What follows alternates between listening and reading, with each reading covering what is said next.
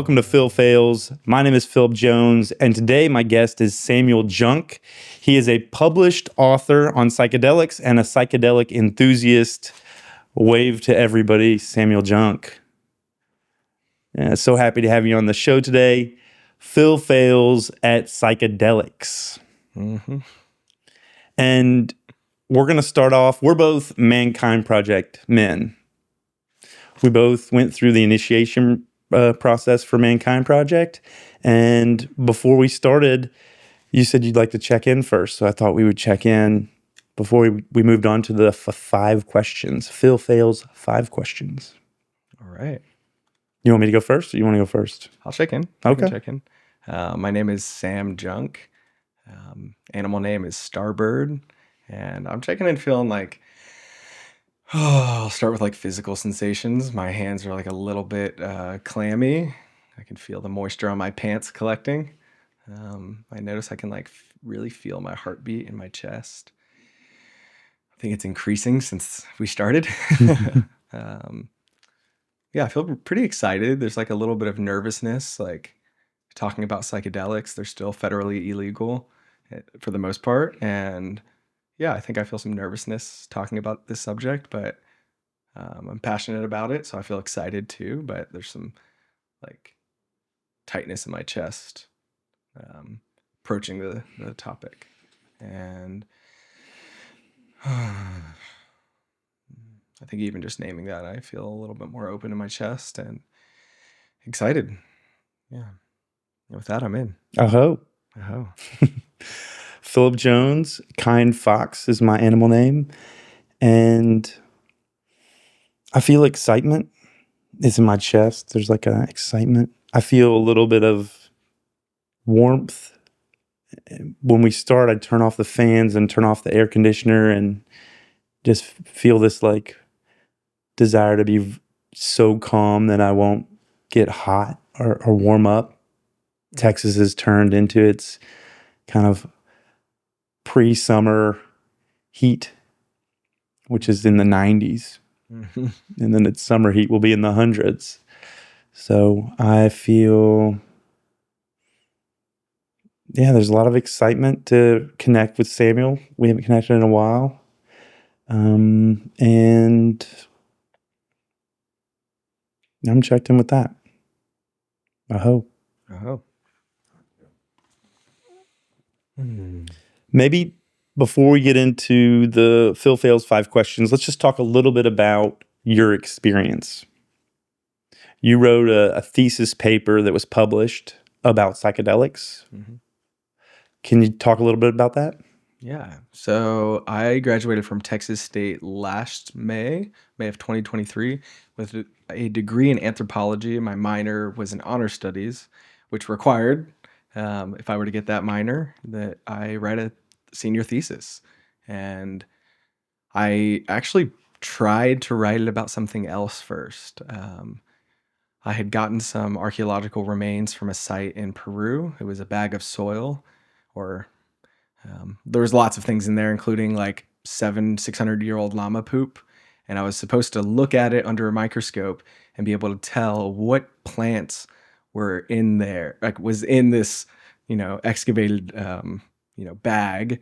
And I quickly realized that I didn't have the botanical knowledge to be able to look at like leaf structure and stem structure under a microscope to be able to determine what plant it was. And then I have to put it in the context of the site and the context of the region. And I quickly realized that was more of maybe like a master's level thesis. And even if it was, I just did not have the skills or knowledge to do that. And so I went back to the drawing board with my professor, and one of the first things that we connected on was the use of plants culturally in different places. So like ethnobotany. And so I asked the professor if he would let me take a class, like a directed study class with him, just me and him, where I got to study the cultural use of plants in a certain area, or just like ethnobotany. And so I brought to him, I think it's Plants of the Gods by Richard Evan Schultes. And I was like, hey, can this be my textbook? And he kind of laughed. He was like, it's actually too broad. And so he was like, I'll come up with a reading list and we'll do this class. And so he gave me a reading list, and he's an expert in Maya archaeology. And so he put together a class that was basically the ethnobotany of Maya land. And so he gave me all of the papers he could find on looking at how the Mayans used their plants over time, whether it was medicine, whether it was for food, whether it was for textiles or for building or for like different kinds of medicine. And so that gave me a good basis to understand how to like what ethnobotany was. But my real like passion in that was for psychedelics and like what plants did ancient cultures used to use to alter their state of mind. And so after taking that class, I changed the idea of what my thesis was going to be and decided I was going to write it on the cultural use of psychedelics throughout many cultures and try and weave together some kind of similar narrative. That's the short answer, actually. Yeah, that's exciting. It makes sense to me. Of all my friends, Howard Gardner's different intelligences. He had like the 9 creative intelligences. They were like, linguistic or kinesthetic or musical. There was a bunch of these different interpersonal, intrapersonal. You are the friend of mine that has the highest level of, I think, naturalist intelligence. When we go on walks in nature, you're like, here, try this. You can eat this. Oh, this is what this plant is. This is what this tree is. Like you're connected with the nature in a way that knows the names, knows what's edible, and is aware of your surroundings in that way and loves sharing it. I think you were doing nature walks with folks for a while where they would walk with you through nature and get that teaching or the learning. Mm-hmm. Yeah, it's a huge passion of mine. But that ancient llama poo threw you for a loop. Yeah, I could not. Like, I got the bag and like me and my thesis advisor looked through it for a second and we're like, oh, like there's shit in here. Quite literal. It's 600 years old and it still smells like manure. Oh, it really did? Yeah. It Oh still my had some God. smell to it. Yeah. Oh my goodness. Yeah.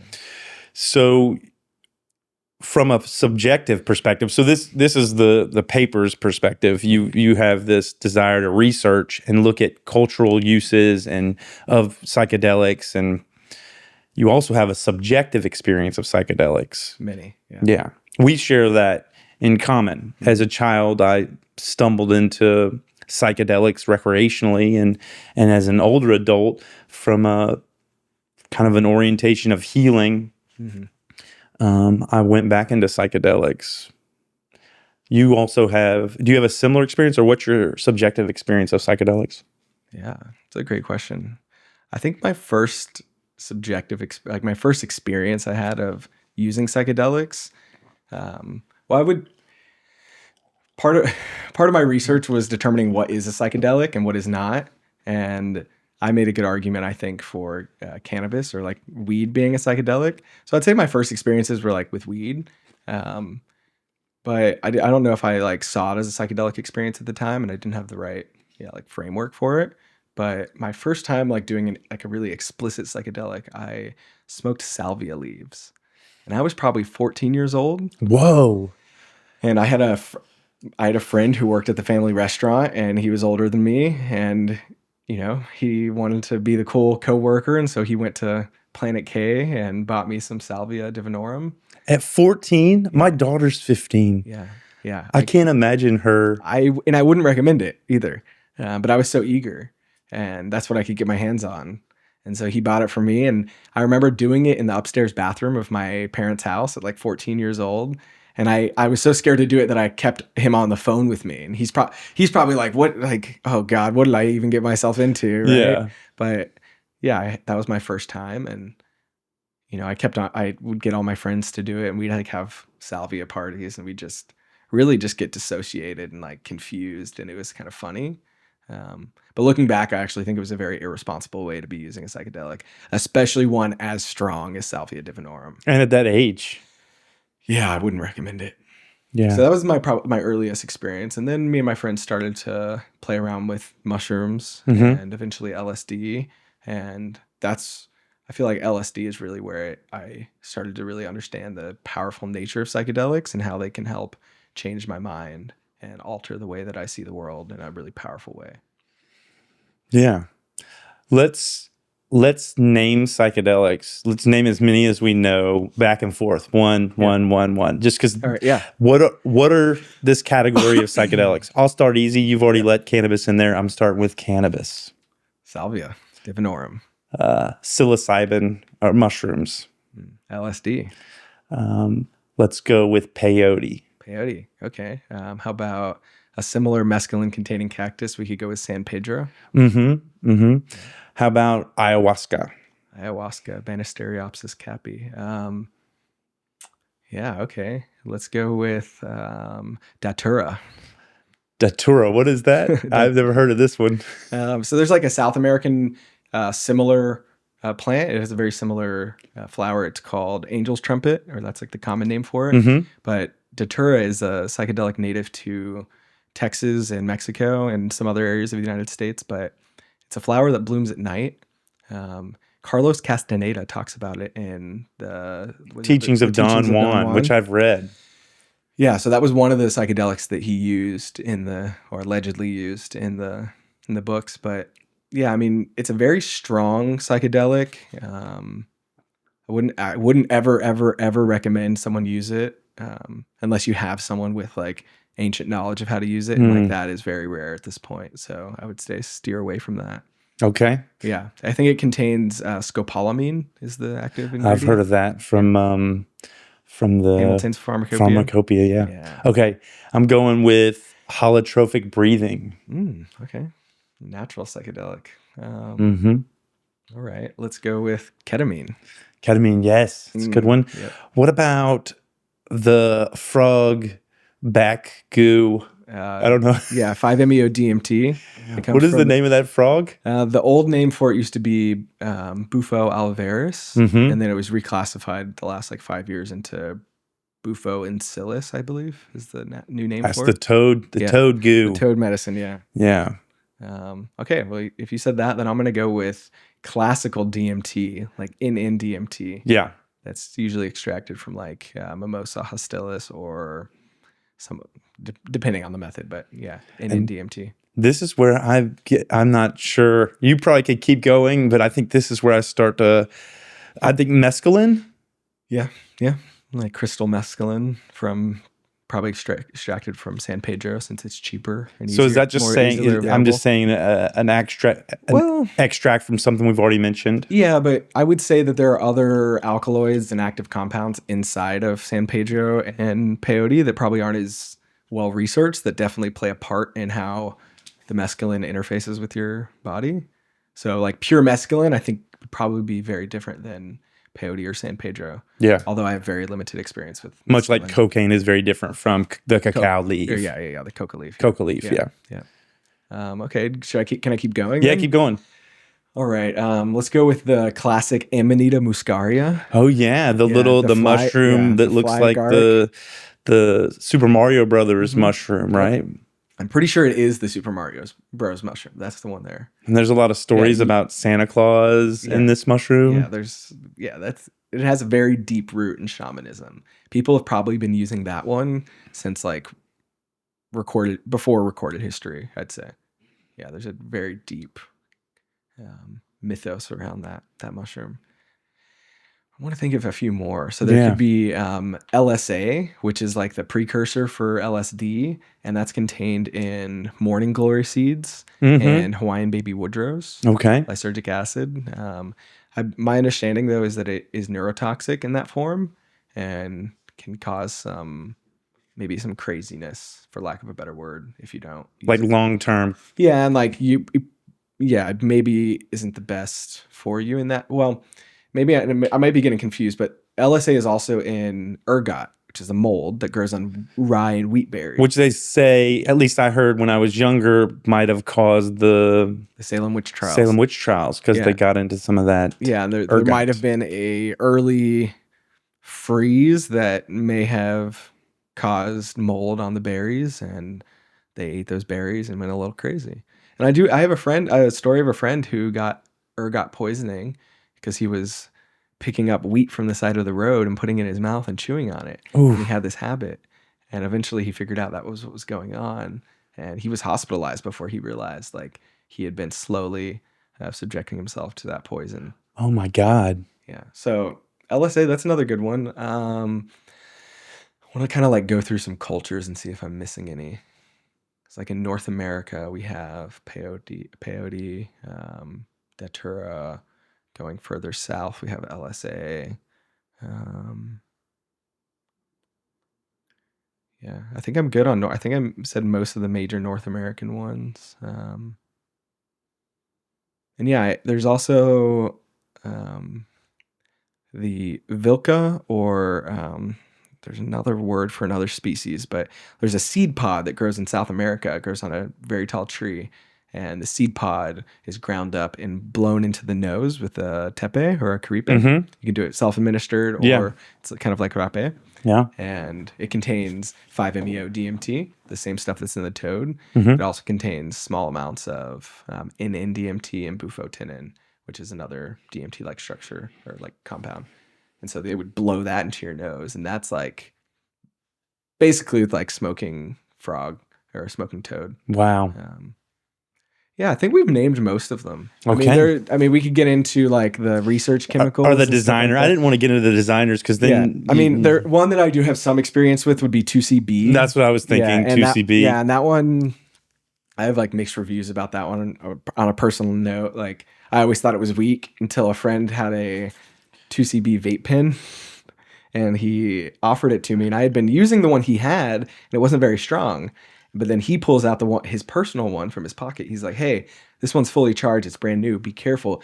Quote, "It hits like a ton of bricks." And I was like, "Oh, whatever. I'm gonna hit it like I just hit the other one." So I took a long 10-second drag, hold it in, and by the time I'm exhaling, I felt like I could see the entire holographic fractal like universe, and I was like seeing like more tracers than I'd ever seen in like a lucid state. And it was so intense. I had to like run outside and try and throw up, and I could not throw up. It just like, I went from 0 to like being able to see the numbers in the matrix so quick. Yeah.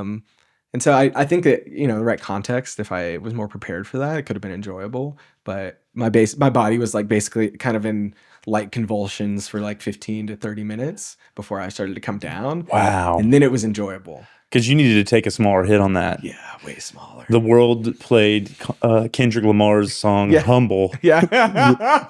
Like immediately. Sit down. Yeah. And I've definitely been humbled by many psychedelics, but that's a lot of them. That's most of them.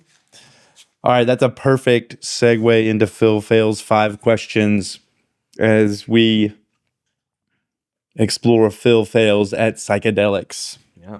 Question 1, how does someone fail at psychedelics? That's a great question. I would say the first thing that I would probably say is that Phil failed at psychedelics by doing them at such a young age. Not me personally. I definitely did fail at psychedelics by doing them at a way too young age. I was walking around in cow fields picking mushrooms when I was probably 14, 15. Okay, I misunderstood the assignment. It's really how does one? But I think you've answered a good one is doing them too early. Yeah, doing them too early. You need to be at a certain maturation level, a certain age, a certain experience level. Yeah, and I'd say like some of the like psychedelic pioneers, I can't remember which one, but it might have been Aldous Huxley that first coined the term set and setting. Yeah. Was it Huxley? Do you remember? Do you know? I don't know. Was it Terrence McKenna? It was one of those early guys. And like now it's like codified. Like that's part of like how they train people in psychedelics is like, what is your mindset going in? Making sure you kind of know what you're getting into. You're in a good mental space. You have the bandwidth for it. Your nervous system isn't like blown out and you're in a like a overwhelmed state or fatigued. Yeah, or even like you're in a emergency or like you're having a crisis. Like, that would not be the time to use it. Right. At least I wouldn't recommend it like that.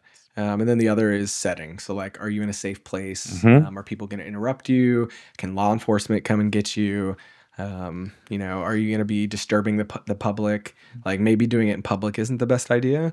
And then part of set and setting, I would consider like having a well-experienced facilitator. Right. And in different cultures, this looks very different. In modern Western culture, that looks like typically having a therapist. And now we're seeing like an emergence of psychedelic assisted therapy. And I would say like that's a pretty safe way to do it because you're going to get the right drug and the right dosage, and you're going to have medical professionals around you and people who have been doing it. So they kind of know how to guide or not guide or just like, hold a safe place for you to explore your mind and body. So we can reverse engineer that and say that to fail at psychedelics, you could do it when you're in crisis, or do it when you don't have the proper mindset, or in a setting that's overly chaotic or confusing, or you're going to impact or see other people and could potentially get into trouble, or get hurt. Yeah. And I think I learned a lot of that reading, but I think I learned it more deeply firsthand, like doing psychedelics in context that I should not have been, and then facing the consequences. Like what? Like for example, in probably like 2015 or 16, I took what I thought was like 200 micrograms of LSD. So like 2 hits of LSD, and it was the strongest LSD I'd ever taken. I don't know if it was that dose, but I was at a music festival and I ended up being detained by the security of the festival and fighting them for my dear life because I was so delusional that I thought they were trying to kill me and stop me. And so I ended up going to the hospital high as a kite on LSD. And I don't blame it on the LSD to this day. Like I've done LSD since then and it's been phenomenal, but I won't do LSD like that in such a setting. Like I've done it since then at festivals, and I won't take like more than half of a hit, and it has to be LSD that I've done before, so I know what I'm getting myself into. Yeah. But yeah, that's one example of what could go wrong. I like woke up the next day and my wrists were swollen from trying to pull my hands out of the handcuffs. And like, because you didn't have an awareness. Well, I got to the point where I knew I could pull them out, but I'd break my wrist or my thumb. And that wrist, my left wrist, was messed up. And I remember seeing my father the next day, and he looks at me, he's like, "Damn, son, you really got fucked up last night, didn't you?" I was like, "Yeah, Dad, you have no idea." And then like a couple years later, I told him like, "Hey, don't tell Mom, but that time that you saw me and I looked all beat up, it's because I was beat up and I ended up going to the hospital." And I found out after my dad's death, I said something about it to my mom, and she was like, "That motherfucker kept it secret from me. He did not tell her that I had that experience." And so it was relieving to know that he took that one to the grave with him. That your pact with your dad was sacred to him. Yeah, and he did not share. He knew that it would upset her and betray some trust. You know? And he trusted me, and I ended up okay. And I learned from it. I won't do that again, and I will discourage friends from doing drugs at festivals unless like they really know what they're doing, which I don't think a lot of people do. So. Right. So that's a good example of failing to consider set and setting. Yeah. Yeah. And dosage. Yeah. Yeah. So some of those failures are like, what are you taking? Do you have an awareness of it? Do you have folks around you that you trust and that you have a good relationship with? Are you in a good environment? Putting any of one of those out of balance could really produce some failures at psychedelics. And to give some like maybe like some more credibility to the why you shouldn't do them at a young age topic, I think I want to mention that when I was researching for my thesis, I had to understand, I had to make an argument like about cannabis and like what's the modern context and what is the modern research saying. And luckily, because it's more mainstream, there's a lot more research out about it. And I read a study that said, and I might get these a little wrong, but I promise I'm not exaggerating. If you smoke cannabis chronically, which they define as I think more than 2 or 3 times per week, that's chronically smoking. And like, if I'm smoking weed, I'm smoking it multiple times a day. It's not like just 2 or 3 times a week kind of thing. That's how I did it.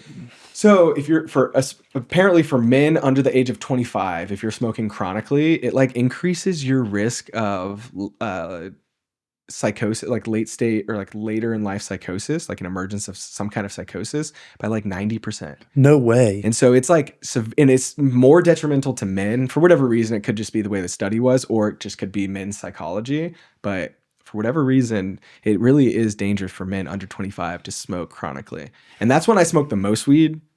And so there is a little bit of paranoia, like by the time I'm 40 and stuff, and like, will I develop some form of psychosis? Typically it's like depression, or like severe depression, or schizophrenia is a very common one. Yeah. Well, I'm 46. I can report that all's good up until till now. But Yeah. you know, I've smoked it at that frequency, you know, even in my older age. Yeah. But so the study says up until 25, you can have these really extreme later life consequences. Yeah, and I imagine like I don't think they know the mechanism of action quite yet, but I imagine that it has something to do with like men's prefrontal cortex doesn't stop developing till then, and like for women, I think typically it matures earlier, and I think we can see that in society. It's pretty clear. Like men typically like that the critical thinking doesn't really start kicking in until 46. Yeah, no, really like 25, and then you start developing it over time. And so I think that it has something to do with the really early development, and I feel like that's the center that it activates the most when you're under the influence of psychedelics. Is that prefrontal cortex, the reasoning and logic kind of section of your brain. Question 2, what do you think are successful uses of psychedelics? Like, what do you think are good, healthy, or, you know, what is a successful psychedelic experience? Yeah. All right. So we forgot to add one to the list, and this one is a little debatable, but like MDMA, methylindioxymethamphetamine. MDMA, yeah. I consider a psychedelic. I think a lot of people do as well. Right. But I think that it is showing the most promise in clinical therapy to decrease signs of PTSD, depression, and anxiety and stuff like that. And I would say that's a successful way of using them. So like, using it for inner work or for healing, psychological applications. Yeah, for therapy. I would say like that's a pretty good way of using it. And while like I said, like I wouldn't recommend people doing psychedelics on their own, I do think that like a successful psychedelic trip by yourself can be one of the most empowering experiences too. So like being able to make it through the darkness by yourself without aid, I think can be very beneficial to one's psychology. And so I would say like a successful trip by yourself where like nothing went wrong, or like that you made it out on the other side better. But there's so many factors at play there. So it's hard to pin that one down. So one is a healing type of journey, whether it's psychedelic, an assisted psychedelic experience with a therapist, which I did with the ketamine-assisted psychotherapy here in town. Did 9 sessions of that, and it's what you described earlier. You're getting IV ketamine. You've got a therapist on one side. You've got a registered nurse on the other side administering, and it's an extreme and very powerful experience. And then on the other side, you kind of have this solo journey of psychedelics where you're walking alone and maybe realizing yourself that you can go through an experience solo. Yeah. Yeah. And I also think like, to me, whether or not I had a good psychedelic experience or not, it's typically not, I don't measure it by the psychedelic experience, but like how I was changed or affected afterwards during like an integration period.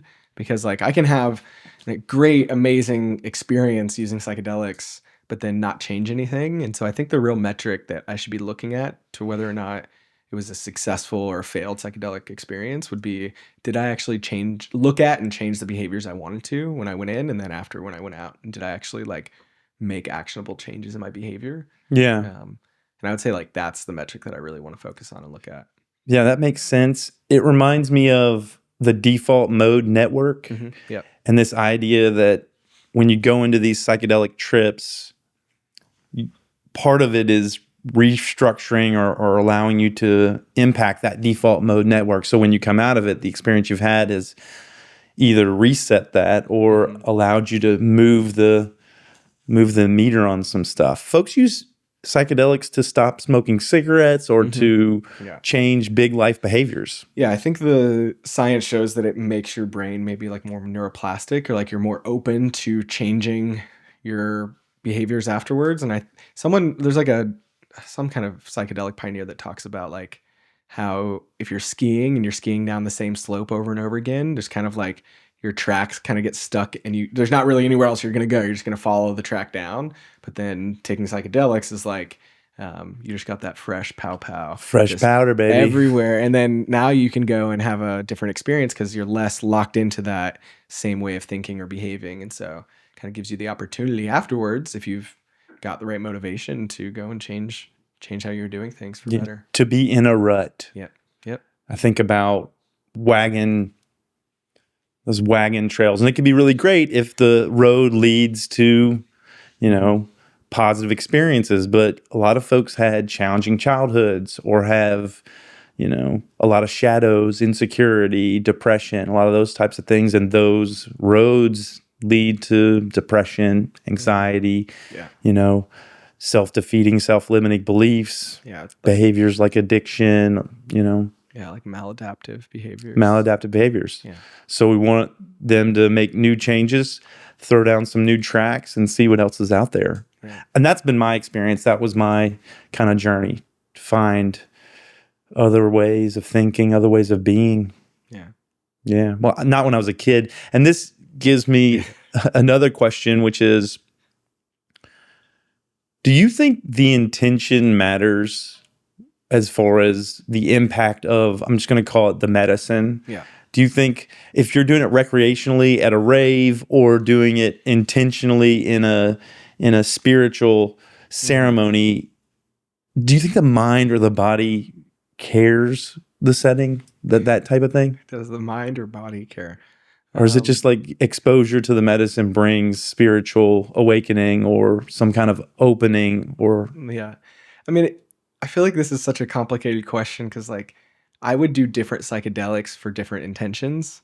Like, if my intention is to like go and have fun and like have like a more like more sensory input and like be able to like feel more of a spectrum of feelings, I would take LSD at like a music festival. And like I'm gonna hear the music more crisp. I'm gonna see the visuals more crisp, and like my whole body is like open. But I don't think I'm really gonna get like a spiritual epiphany from taking LSD at a music festival. Yeah. But I would still do it. But if my intention might be to like look at a behavior of mine or like a deep rooted trauma or something, if I was doing it solo, I'd probably use psilocybin. And it seems like to me psilocybin has a way of, it doesn't let you get away. It's like, hey, here are the things, like you can't ignore me. LSD feels like I can put my attention over here and just enjoy it. Mm-hmm. And like, oh, now I'm looking at like this trauma. Oh, I want to go dance, and I can just go dance. Yeah. But yeah, I think that psilocybin kind of puts my attention down on the thing. But then if I was going to do it in a group, I'd probably recommend MDMA for myself, to have someone kind of walk me through the forgiveness of myself and just, that whole experience of MDMA. What makes an ingredient psychedelic? Like you said, you did some research on what exactly is a psychedelic. What makes something a psychedelic? Well, I think the definition of a drug is something like a mind-altering substance. So like I would say alcohol, caffeine, those are drugs. And I think you can loop up all the psychedelics in the category of drugs. But then once you start separating, that's when it gets a little bit more tough. Some researchers have said like, well, it has to have an affinity for these receptors in your mind for it to be a psychedelic. So then you could get into the nitty-gritty of that. But I think the argument I made on why cannabis is a psychedelic was something like, if you've taken an edible that was way too big of a dose, you know that it was a psychedelic. Yeah. And it's almost like you know it when you see it, or you know it when you experience it. Because I think in low doses, psychedelics are more like nootropics, and they just like change your brain structure, or like change the way your brain's working a little bit. But in higher doses, like LSD in microdoses is not the same as like LSD in macrodoses. And so I think the dose matters a lot. Yeah. I feel like I might not have answered that question. No, you did fine. Okay. It's probably, I think what I heard you say is, it's hard to know. Some of it is which receptors it's impacting in the brain. And that was the answer that I got. Yeah. And like MDMA, some people say it's not because it doesn't affect those same receptors, or it's not as like visually psychedelic. So the answer I heard was kind of the same answer the Supreme Court gave around obscenity. Obscenity, yeah, you see it, right? You know it when you see it. Yeah. I don't know how to define it, but I know it when I see it. Yeah. So like go to the internet real quick. Yeah. Like, if you take too many puffs on a joint and you haven't smoked weed in a while, to me, it's like you just entered the peak of an LSD trip. Very similar, like high dose cannabis, high dose LSD. I think subjectively they're very similar. Like I generate grandiose sense of meaning and extreme paranoia. That's more the cannabis, but yeah. Let's see. What's another question? How did you get involved in psychedelics? Where did you generate a kind of an enthusiasm or an interest in it? I was definitely like the forerunner in my group. Like I was the one who was always, hey, let's do this. Hey, let's try that. But where did I get it from? I think it was the internet, reading somewhere on the internet. I think I was on Arrowid when I was early. It's like an internet forum for people to share their experiences of psychedelics. Trip reports? Yeah, trip reports. Yeah, I think that Arrowid was like the first public forum for people posting trip reports, and I think it came out in the 90s. So that's like a very, very good source. But how did you stumble on that? You were 14. How did you I didn't even have that good of access to the internet. Like we had a shitty computer growing up. Like I bought the computers if I wanted a good computer. So I don't know. Was there an uncle that was a deadhead or like? I mean, like my parents smoked pot, but they were kind of hesitant about psychedelics. So I don't know. I do remember, you know what? It had to have been listening to Terrence McKenna on YouTube. When you were a kid? Yeah. When I was in high school, I was listening to Terrence McKenna because I remember him talking about like, 3.5 grams in darkness, his like the heroic dose, or like maybe 5 or 7 grams in darkness. And I remember me and my friend one time we each ate 3.5 grams of psilocybin mushrooms and then listened to the entirety of Lateralis by Tool in my room in the dark. And it was like so profound. And it was like so cool to tell your friends like, oh yeah, I went like last weekend, me and my friend, we did it in darkness. We listened to Tool. And it's like, I think I was right when Lateralis had came out, I think, or around that time. But it had to have been listening to Terrence on YouTube. Yeah. I probably listened to one too many YouTube videos of Terrence McKenna talking about psychedelics. What kind of personal impact do you think that your relationship with psychedelics has had or continues to have? Yeah. Sometimes my mom always asks me like, how did you come out the way you did? And I think I touched on this the other day when we spoke, but my brothers and sisters, like I am so different than them. Like I seem like, and you can ask any of them. I think it's safe to say I'm a more open person. Like I'm generally more open, for better or for worse. And some of them say I had it the easiest because I was the youngest of 4. But of course, to me, I feel like I had it the hardest because I was the youngest of 4. So I think somewhere in there, I started using psychedelics at a young age because I knew something was wrong in my family dynamic and something wrong with the world. And I wanted to explore, like, why am I doing the things I'm doing and why am I the way I am? And so I started taking them at a young age. And I think it opened me up in a way to where I was just more open to the world, more open to experiences, people, empathy. And I think it was, my senior year in high school after doing mushrooms, I was like, I need to be a vegetarian. I cannot sit with the amount of suffering in my body if I'm going to eat an animal. And so I like became a vegetarian for the first time when I was like 18. And that was definitely because of a really good mushroom trip I had my senior year in high school. But I think overall, they made me a more open person, but they also allowed me to trust my own like intuition on how to like navigate and explore different parts of myself and traumas in my body. And now I'd say like I have a pretty good relationship with mushrooms where like when I consume them and I put a blindfold on and I lay there in the darkness, I can like feel it moving through my body and into different limbs or sections. And I can like feel into like the story that I might have there that's like causing me pain or discomfort. And it gives me an opportunity to breathe into it. And yeah, I think it's increased my own trust in myself to like navigate my nervous system. And I think really gave me like a pathway to understanding how my nervous system works in my body. Yeah. Would you call yourself a seeker? Yeah, I think so. Yeah. Yeah, I'm definitely looking for answers all the time. Curiosity is probably my biggest superpower, I think. Yeah. Final question. I don't know what number question we're on. Phil Phails 5 questions is we're right about at time, but I want to get to the conclusions from your thesis. Like what, if you could give us kind of an elevator, like a synopsis of what you learned in the research you did. Using psychedelics is a constitutional right, and the government has taken that away from us. And what's that mean? We're guaranteed to the pursuit of life, liberty, and the pursuit of happiness, right? At least that's my understanding of some of our founding documents. Unless it like hurts other people, right? Unless it infringes on other people's rights. That's where your thesis went? Yeah. Oh, wow. Tell me more. So it started with me.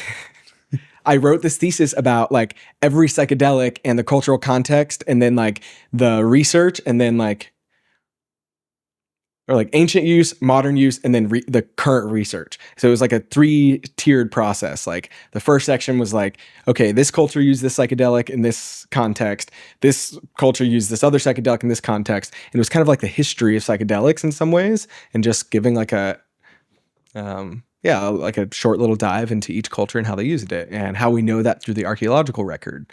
And then they went into how modern culture has been shaped by psychedelics and the psychedelic renaissance we're going through now, but all the way back into like the 50s, 60s, and 70s, and how policy shaped psychedelic use. And then I went into like the modern research, and then I presented it to one of my 2 thesis professors, and they're like, yeah, but you're not making a point. What are you arguing? And I'm like, I'm not. I'm just writing something really cool, really fun, something I would want to read. They're like, yeah, but like you need to make a statement. That's what a thesis is. And I'm like, you're right. I'm not arguing for anything. And so I basically had to rewrite the whole thing in a way that positioned psychedelics as something that should not be illegal. So I actually can't even recall the title of it right now, but it's basically like I looked at the legality of psychedelics and why they got there, and then made a case for why I think they shouldn't be illegal. And not that I even need to make a case, because like I think it's a fundamental right of ours, but like they're obviously not going to give us our freedoms back unless we can make a good case for it. And so I think the case I was making was like, there is so much benefit to having psychedelics and all drugs legal and having them be regulated. And I think that if they actually cared about people's safety, that they would regulate it and create protocols for using them and access programs so people can get them clean, so that they're not having a bad experience. And to like circle back on one of those questions earlier, like before set and setting or anything, like you have to make sure that you're actually getting the drug that you want to get. Yeah. And it's tested, and it doesn't have fentanyl in it, and it doesn't have anything you don't want, any kind of adulterants in it. And so I think that if their government is going to step in and stop us from using them, or if they're going to give us our permission to use them back, then they're going to want to hear, well, why should we do that? And I think that it's safer for everybody involved if we have clean drugs. You don't have to risk overdosing. And then it gives people the opportunity to have access to therapy and stuff like that. And ultimately, I mean, we could go into a whole debate about whether or not all drugs should be legal or not, but that's where my research led me. But I still, I want them to be legal, and I wouldn't recommend everyone using them. Yeah. You know, I don't think caffeine's for everybody. I don't think alcohol's for everybody. That's right. You know, and I don't think psychedelics are for everybody. So while I will advocate for them to be accessible by everybody, I wouldn't recommend people all use them, but I believe in people's personal freedom to choose and like take risks with their life and their body. And as long as they're not really hurting other people, then I think we have our birthright is to be able to explore our mind with plants that are out there in the world. And it sounds like historically a lot of different cultures have had some sort of psychedelic component as part of their their rituals or as part of their Yeah. society. Almost every single culture had some kind of medicine man or woman or person that would use these either to heal people or for divination or just to like figure out what's going on or to like talk to their ancestors and stuff like that. And so that's where it starts to get into like there's like almost two different ways to use it, or many different ways to use it, but there's like the more clinical way to use it that Western society is adopting. And I think that's because of this like top-down approach where we're like limiting people's use on them. So if we are going to use them, it has to be governed. And then there's other way where people are using them in a more maybe traditional or neo-shamanic sense, or even shamanic sense, where it's more of like a spiritual sacrament. Yeah. Which I think is very appropriate too in the right context and necessary. Yeah, I think we both probably know a handful of people that went down to Peru to do ayahuasca ceremonies. Mm-hmm. Yeah. And even here in Austin, we've got the Santo Daime Church that uses ayahuasca as a sacrament. Mm-hmm. Yeah. And I believe that they've been granted permission by the federal government to use it as a sacrament, because it gets all the way up to like a circuit court before it goes to the Supreme Court. Like, they can approve it for the use of like a single person and they'll look at that case. But if they get denied their use, then it appeals and keeps on going up. And if it were to go to the Supreme Court and then they decide, then it changes the precedent for the whole United States. But I don't think there's been a case that has made it all the way to the Supreme Court. And I think that's intentional. Like, they grant them the access before they get to the Supreme Court so that they can give that one group permission without giving everybody permission to use it as a spiritual sacrament. Mm-hmm. And so that's like one way I think they're suppressing the use of it. But yeah, there's a lot of places that basically use psychedelics under, I wouldn't say the guise, but under the use of religious freedom. And I think that over time we're going to see, we're going to see everyone be able to use it in that way. But yeah, I think it's really good that people have found a way to get access to it in a way that's not illegal, because that's a huge concern for most people. Yeah, I think the impacts of interacting with the criminal justice system and punishment and the prison system, I think, is far worse than the impacts of the drug themselves. Yeah, and like for so many cultures, these sacraments are just that. They're sacred. And to have something that's sacred have all this baggage of like the opposite, the profane, being taken to jail, and like having your freedoms taken away. It's like, if that context is also there, it's hard to like, at least it's hard for me to like really relax into the sacredness of the medicine when there's all this top-down control fearing you into not using them. Is that 5 questions? Yeah, that's 5 questions. Wow. This is the fun part, or I think all of this is fun, but this is the part in the interview where I put down the pen and the paper, and we kind of do more free form, but with the intention of exploring your life from kind of birth till now. Yeah. Before we do that, we'll play a little game. We'll have a little fun. We'll do. In your life, you've interacted with a lot of different frameworks or modalities for healing or for growth work, personal development group. Is that true? Yeah, I think so. Personal development. I hope I've grown from it. Authentic relating, is that one? Yeah. What else? I did circling. I did some circling as well. Psychedelics. Mm-hmm. The Mankind Project. Yeah. Are you still going to an I group? I am, yeah. I'm in a group called The Herd. Shout out to The Herd. Shout out to The Herd, y'all. No, we have a pickleball thing we're doing tonight. I'm excited. Nice. Excited to go learn from the pros. I've been doing that pretty consistently the last like 6 or 7 months. But I hadn't been in an I group before that. I had visited a couple groups, but I wasn't in I was in like the Monday morning group that we both went to a little bit, but didn't have like a circle that I was like really deepening with, very deep. And this group is definitely that. I need to find a I group. Yeah, well, I'll let you know. Yeah, I'll let you know when we have a next open one. It'd be nice to. I haven't had an I group since my initiation week. or weekend, and I sit regularly with two different small groups of mankind group people. One's just three of us. Well, not just. One's a triad and the other is a dyad. Really powerful work. And I'd like to have a larger group of men to share and see what that's like. I always enjoyed the ones I dropped in on. And then there was one more I wanted to add in there. So yeah, it's definitely psychedelics, definitely. I feel like there's actually two I wanted to add. Two of the personal growth things I wanted to add. One was dancing. Ecstatic dance. Ecstatic dance. Yeah. I would say that might even be the most pivotal, like the biggest one for me. But then another one was in 2019 or so, I got coached by a man named Brave. And that was probably like the biggest catalyst in my growth. Probably even more so than like psychedelics, I would say. Was coaching. Was being coached, yeah. Having like a quote unquote life coach. Yeah, by far, that was probably the most like activating part.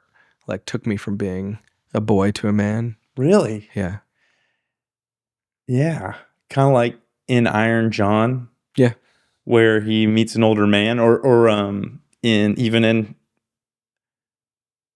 more recent mythology, Star Wars, when Skywalker finds Obi-Wan Kenobi, and or what's his name, the little green guy, Yoda. Yoda. Yeah. And it's this relationship with an older, wiser person, and getting that mentorship, getting some direction. It's the story as old as time. Yeah. It's like the story for men. It's like part of the hero's journey. Yeah. I bring that up because one of the things that have been powerful for me, one of the modalities of all of them, I've done a lot of the ones you shared. One that you didn't mention that has been really impactful for me is improv. So I will invite us. Let's do this. I'll invite us in an improv game. And why don't you invite us or you lead a authentic relating game? Because I know you know a handful of them, don't you? Yeah, I can think of one. And I could think of a couple improv games. Then we could do a little play back and forth. Okay. This is a little sorbet before we get into the life story. All right. A little fun and play. Okay. I'll give you a choice of three. We can do 1, 2, 3. We can do sound ball, or we can do mirror cat. Do I get any more context than that, or just the names? You can. Is that part of the game? I just have to pick based on the name? You could ask questions. All right. Could you list them again with like a few word description? With a few words? Yeah. 1, 2, 3 is kind of a game. It tests your memory, and we play with saying 1, 2, 3 over and over again, and then we'll change one of the slots, either 1, 2, or 3, to something else, either a sound or a gesture, or a sound and a gesture, and then it holds that spot. And then when they're all changed, then we can change to a third level of change, where we're constantly like morphing this thing. We're yes-anding each other, of saying, oh, you can change one of those and I'll follow you, and I can change one of those and you'll follow me. All right, I got it on that one. And then mirror cat is like one of us is a mirror for the other one, and we move our body and our mouth and our face, and then at some point the other person can take the wheel. But we don't say anything. It's just we feel when the other person's leadership has changed. Okay. And that can go back and forth a little bit. All right. And the third one? And sound ball is where we pass a sound and a gesture back and forth. I would make a sound and a gesture and pass that to you. You would receive it. You would say yes to it. And then you'd say and by coming up with your own sound and gesture and passing it back to me. All right. They all sound scary. Really? Yeah. But let's go for the first. How are they scary? I think I get nervous around like as soon as you said improv, I think my whole body got hot. Really? Yeah. And the story I have is like, now I need to like perform. Oh. But I do think that it sounds exciting. Like I feel alive in my body. It's like, but can I handle that aliveness? Yeah. I think that the first game, 1, 2, 3. 1, 2, 3 sounds the most fun. Maybe not the most fun. It sounds the most comfortable, but like Do I want to pick the most comfortable? I don't know what you want. These are warm-up games for improv. All right, let's do They're 1, 2, really 3. to like generate just some openness and some comfort and just to start folks participating. They're like the bottom level for improv when I would facilitate improv for folks. These would be the things that spark participation, contribution, get people a little bit out of their shell. Yeah. Because they're easy.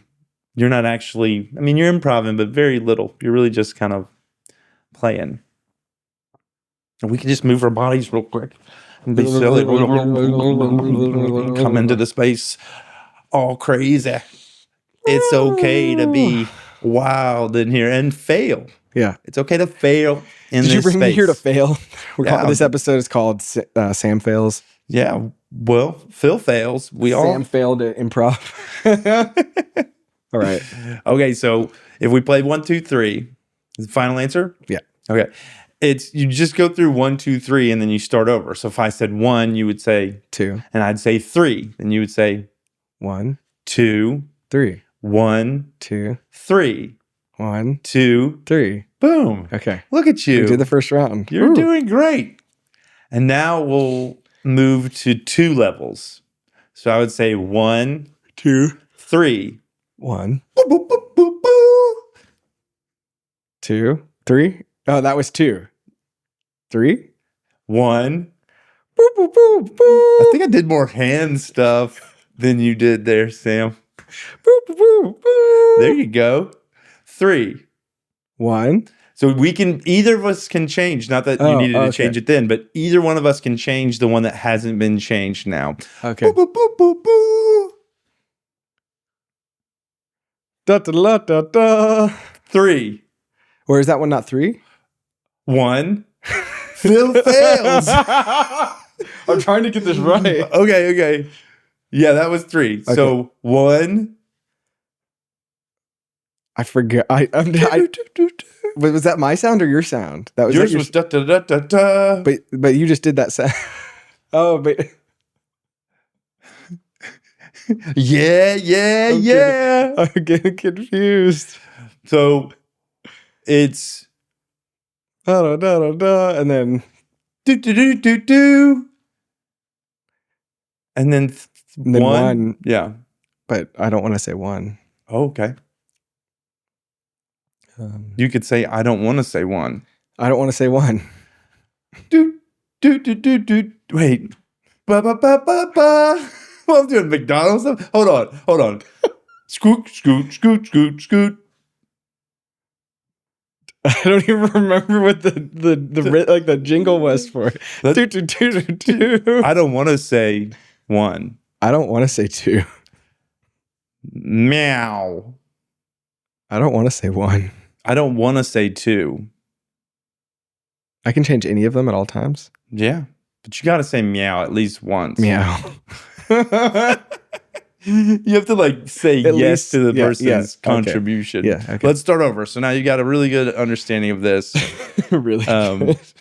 So you want to at least say them once. So 1, 2, 3. 1. Ruff, ruff. 3. 1. Ruff, ruff. Meow. 1. Ruff, ruff. Meow. 1. Boop. Meow. Rawr. Boop. Meow. Rawr. Boop. Meow. And that's when it became too much for my memory. And everybody, that's 1, 2, 3. That's an improv game. That was raw. Boop. Meow. That was Oh. All right. So maybe I come up with a game now? Oh yeah. Or an exercise. Let's do it. An exercise. I actually feel like I'd rather lean on something I've been doing more recently, which is Mankind Project. Let's go. Processing. So typically in Mankind Project I groups, we go through the rounds of the lover round. We check in. The warrior round is about accountability and integrity. The magician round is about transformation, and the king round is about a blessing and round it all out kind of thing.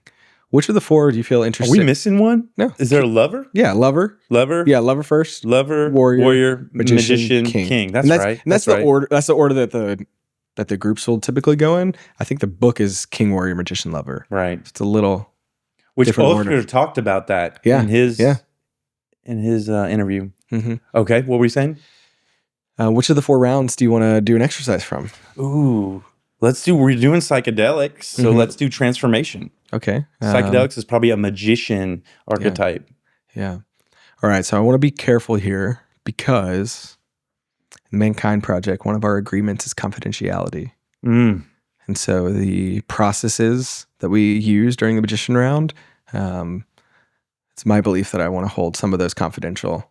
But if we're both open to sharing our experience, which we are, because we're here. We're here. And I'll own my no's and my yeses. Yeah, me too.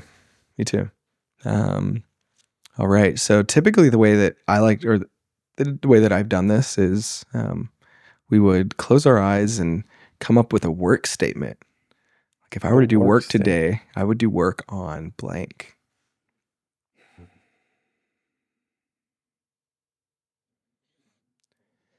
I got one. I got one too. What you got? If I was going to do work today, I'd do work on authenticity, on putting down whatever different voice I take on when I say, welcome to Phil Phails, and try to find some authentic voice, some real expression, an intimate, vulnerable kind of expression that's playful. Yeah. And real and trust, Mm-hmm. And so hearing that, what we would do is we would ask you to condense it again and get it into like one good clean sentence. So like you would say, today, if I were to do work, I would do work on authenticity. Yeah. Cool. So that's your work statement. And then I think mine would be, if I would do work today, it would be on why my body got hot when you said the word improv. And now we each have an opportunity to explore this. Will we reduce that? I think that would be pretty succinct. Okay. Yeah. So mine's authenticity. Yours is why your body got hot when I said improv. Yeah. Right. And I think the goal is to have like a better understanding, or like to take some gold away, to maybe look at the shadow or look at the behavior and maybe come away with a little nugget, or maybe clear out some of the old energy that you've been storing, or I've been storing. So yeah, how do we want to go about this in this context? Phil, you want to do some work? Yeah. All right. I'll do some work. So you said your work statement was, if you were to do work, you would work on authenticity. Mm-hmm. Yeah. What's the data? The data is a couple days ago, I didn't get a lot of sleep. Mm-hmm. And I was a little bit delirious at that place where I was just fun and off the cuff and a little wild. Mm-hmm. And I liked it. Yeah. It's me.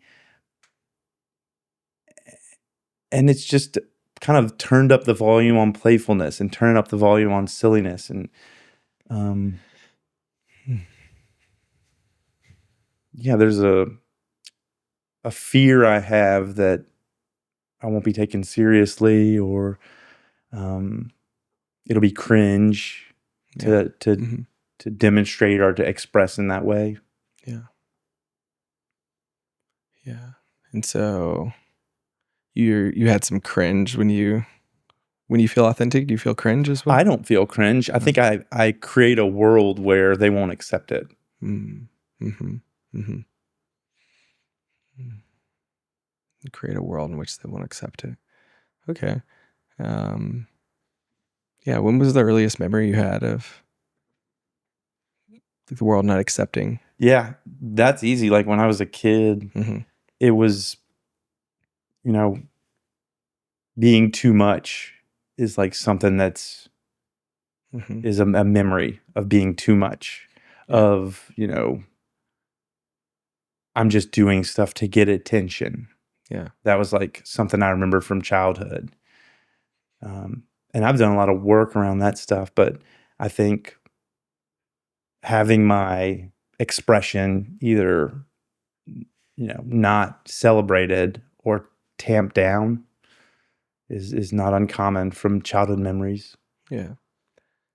And what are you wanting out of this process? I think it's a good question.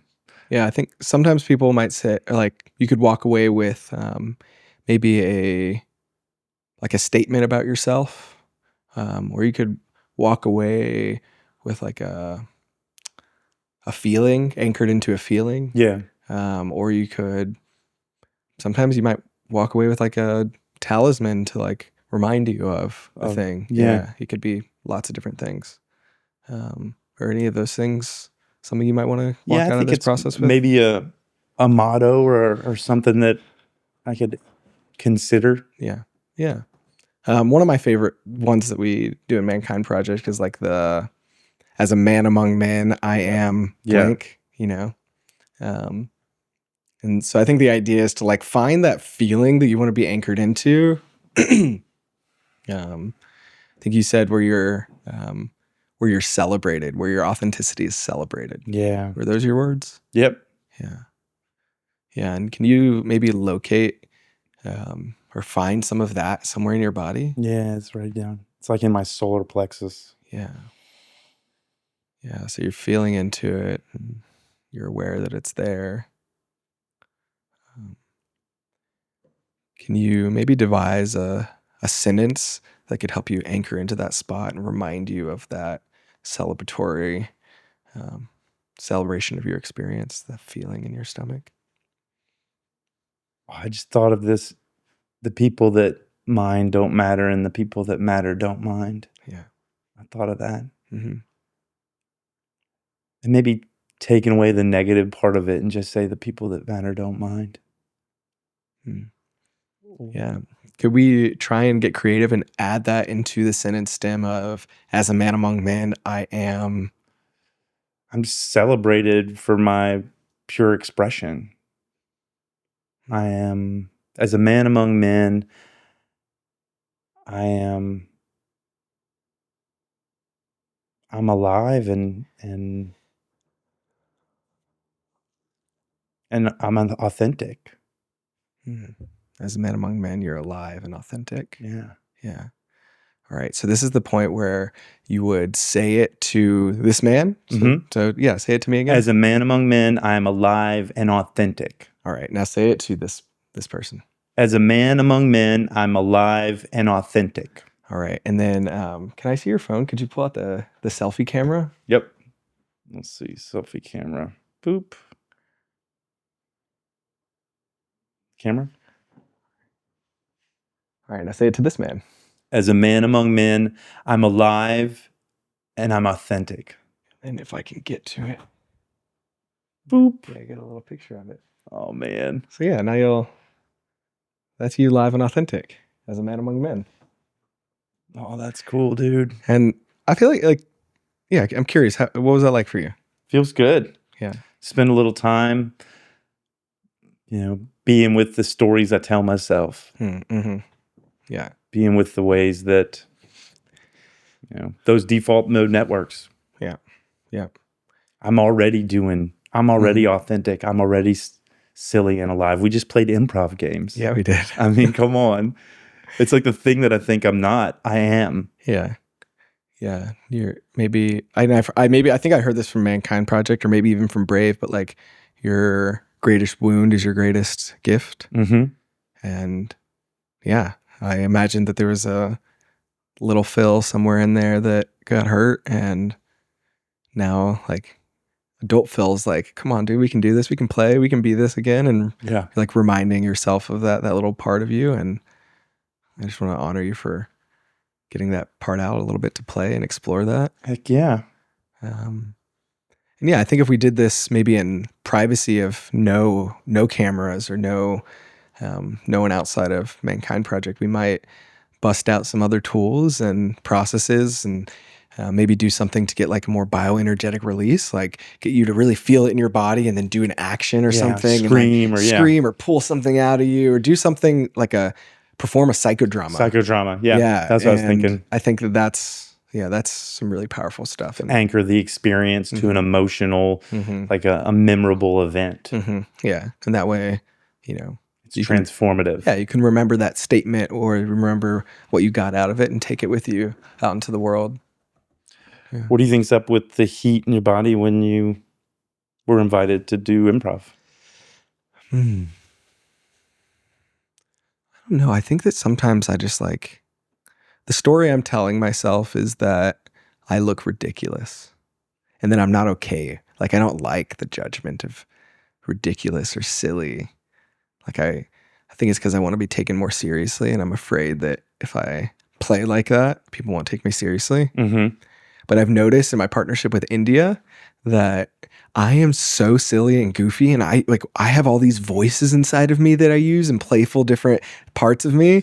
And like India and we've been dating for over a year, and I feel like I'm really like settling into the relationship because like all these parts are coming out and I get to like really play, and we have so many inside jokes, and it's like so much fun to hang out with India. And like I feel like my like little one really gets to like play full out, and I'm like wanting to bring that more into the world. And I think that there's some like fucked up shit that happened to me, to that little boy, and so I have to like really coax him out to play and kind of regain his trust that I can take care of him. Is there an early memory of this type of experience? I mean, like the first thought that comes up is like I'm standing on the track at my elementary school and I'm getting picked last for the games we're playing. Yeah, maybe I was like, I didn't get noticed. Like I played so hard. Oh, wow. Yeah, I'm having a lot of sensation on this. Like my cheeks are kind of like lighting up. I think that didn't matter how hard I fucking played and how good I was at the game. That's not the thing that people picked me for. Like they didn't pick me because I could play well. They just picked the kids they liked more. Or at least that's my story. And so I'm like, well, like I just don't take it. I don't take playing seriously or something unless like I know I'm going to be noticed for it. And so I think something more subjective like play, I'm like, I don't know if I'm good at this. Like I can't be really good at it. I can't have control over how good I am of it or what other people are going to think. And I don't want to like portray myself in a way that might make people not like me or not pick me for their team. Yeah. What comes up for me is in the learning process or in the research process or in the writing process, you want people to see the finished draft. You want people to see the thoughtful, intentional execution. You don't want people to see the figuring it out. Yeah. Yeah. It's vulnerable. But then again, there's places that I am so safe and expressive. Like with India, I had ecstatic dance. Yeah. I am so expressive. Like, and I don't have any of that choreographed, but I'm like dancing like a ballerina up there, you know? And you didn't take ballerina class. Yeah, and like, I don't care if it's proper form or whatever. It's like lyrical or like more contemporary. Like I'll dance all sorts of different ways. And I'm comfortable doing it there, but I've also been dancing for like 8 years, like almost every Sunday for 8 years. And it's not just the dancing every Sunday. It's probably with that community, that's safe people. That's that container that's created by a bunch of relationships. Yep. And it was built over time.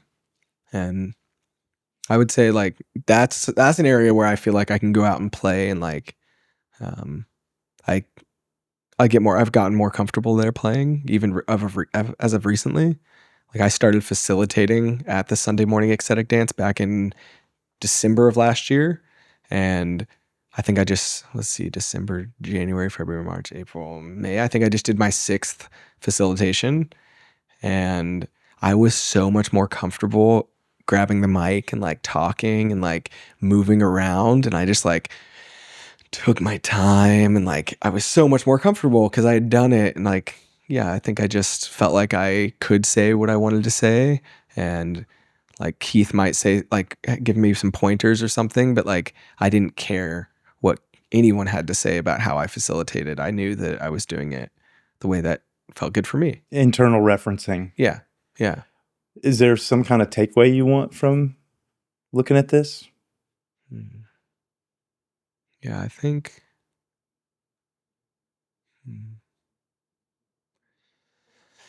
Yeah, I'm actually remembering a statement that I took away from one of my I groups that was around a similar topic. I think that at the end of it, I'm like at the bottom of all of this, I'm not okay being like messy or like fucking it up. Mm-hmm. So I think that what I might take away is something like, I can be messy. Yeah. I can fuck it up. You can be messy. Mm-hmm. Yeah. You're on the right show for it. Phil Phails is all about that. That's Yeah. what this show is about. Yeah. Yeah. Being messy. Mm-hmm. And it's okay. On the journey to success, we stumble, we fall, we get back up, we learn. And sometimes the messiness is what becomes our beauty. Mm-hmm. Like in Japan, where they break a bowl and they fix it with gold. Mm-hmm. The intention and the care and the repair is what brings infinite beauty and makes something sacred and precious through the messy journey to the end or to success, whatever that is. Yeah. Wherever the goalpost is. We're going to die, and we're just going to keep on hopefully getting better and seeking. So what was the statement? As a man among men, I am messy. And you could tell. Yeah. Or I think it would be, as a man among men, I can be messy. Tell me. As a man among men, I can be messy. Tell that guy. As a man among men, I can be messy. I'm going to take your picture. Let's see here. So I feel like usually we use a mirror, but we haven't had a mirror to our eye group. So we just pull out the closest phone and do the... Can you see yourself? Oh, I can see you, but I can... Boop. As a man among men, I can be messy. Oh, I got a little video. I think it was on video, but there's a 1 second video of me in there. Oh, that's you. That's me. Wow. A man among men. You did get my good side. Thanks. All right. You feel complete with that? Yeah. I do too. I'm also noticing awesome. I have some I'm noticing some pressure in my bladder. You gotta go pee? Yeah, I think so. Or we could play like the car on the beach. What did we call it? We did like the sweat lodge in the car on the beach. We could see how long we could hold the sensation. Oh my goodness. We got like 50 minutes more in this interview. Oh, all right. I'm gonna go potty. I'm gonna go take a potty, but that was a funny. It's a fun game. Yeah. Oh, the memory of the. Oh, that too. Yeah. Yeah. The memory of the sweating and the. I feel drunk. I feel excited being here with you. Nice. How's that? Yeah, it's good. Hey. All right. This is a part of the interview where we explore your life story. And that begins at the beginning. Yeah. With where were you born? I was born here in Austin, Texas. A hospital downtown. I can't remember the name of it. But yeah, I was born here in Austin. An Austin native. An Austin native, a unicorn, a lot of people call me. There's not a lot of us here. And what was your family like? What birth order were you? I am the youngest of 4. 4 kids total. You're the youngest. I have a brother that's a year and a half older than me, or a year and a few months, Daniel. And then Lizzie is about, I think, 9 years older than me, I think. Please forgive me, Lizzie.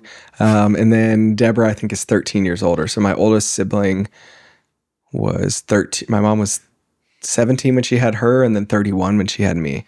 Whoa. Yeah. She spread them out. Yeah, so that's what I was coming into. Like my 2 sisters are kind of close in age, and then me and my brother are much closer in age. Yeah. And your folks, did they get divorced? No. And actually, I found out after my dad passed, they actually never got married. Whoa. It was common law. Common law. Yeah, they just lived together and they were married because of that. Yeah. Yeah. They didn't get divorced. They never got married. Yeah. They would say for all intents and purposes they are married or they were married. Yeah. And they would say, this is my husband and my wife. Yeah, but I don't think they actually ever had a ceremony. Okay. Yeah. What is one of your earliest memories?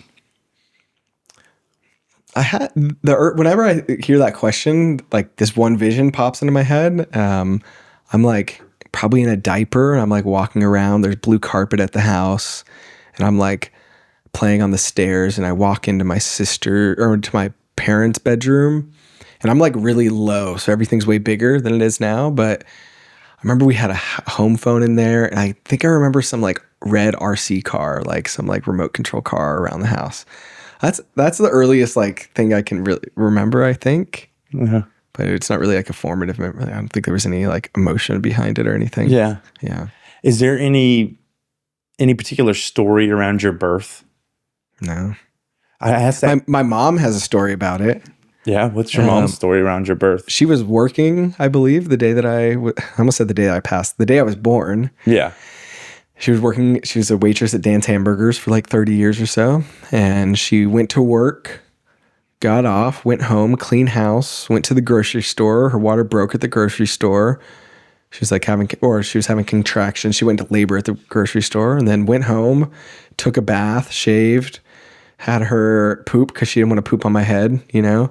And then I think while she was getting ready, my dad took the kids to the ice cream store, got some ice cream, came back, picked up my mom, went to the hospital at night and had me that night and was out by 10 a.m. the next day.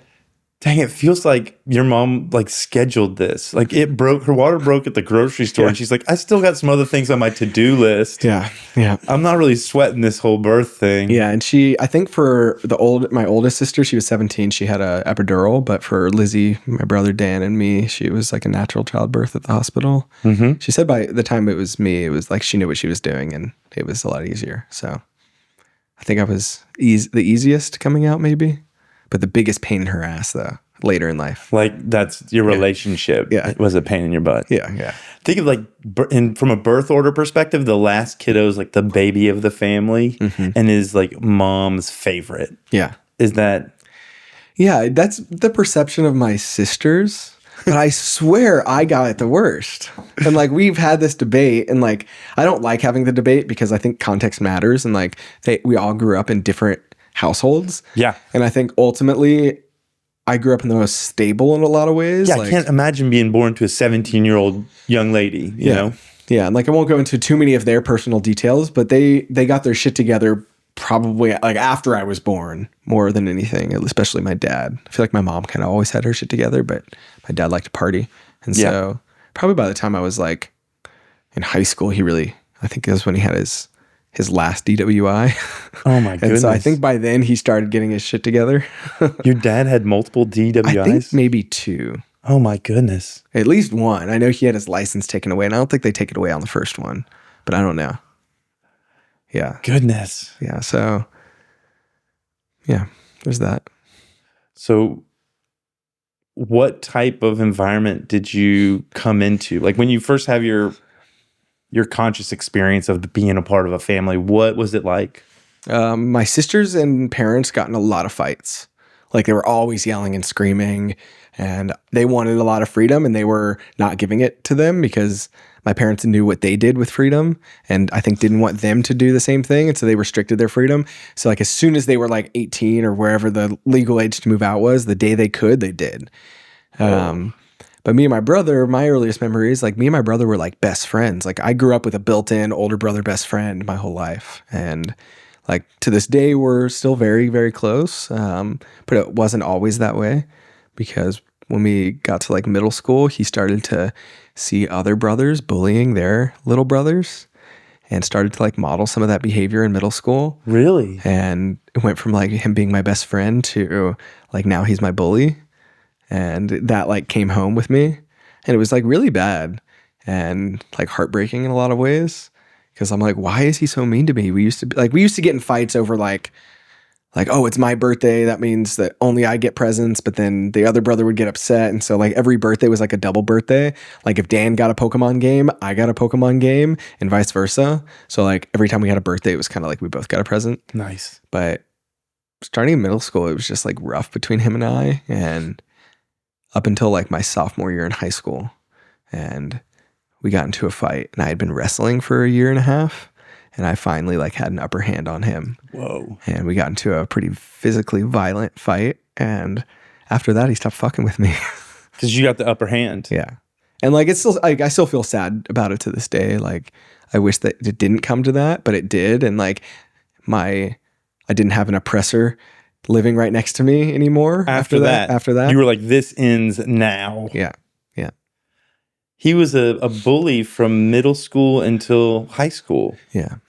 Ugh. Yeah. And I think it's just because like he was trying to fit in, have his place. And like that was like what one of his friends did to his little brothers. And the other kid was a cool kid. Have y'all talked about it? A little bit. I think my judgment is that my brother's avoidant of it anytime I try to bring it up. Or like he doesn't like to think about it or like dwell on the past. I've tried to apologize years ago for it, maybe 10 years ago, but we might be in a place we could bring it up again soon. Yeah, it's definitely worth diving into. Yeah. So it was memorable for you. It had a big impact on you, and I imagine it had a big impact on him. Yeah, and like I don't know what it was really like for him, but I know like him and my dad had a pretty bad relationship around the same time. And so like my story about it now is like my dad had power over him, and so he had power over me. And then I removed that power that he had over me, and then my dad had power over him, and they just did not have a good relationship until after my brother moved out of the house. What was not a good relationship like? Just like getting like yelling at each other, low blows, like getting into really bad fights, and then like saying shit you should never say to your son or your dad, and just like really horrible things, you know. Ugh.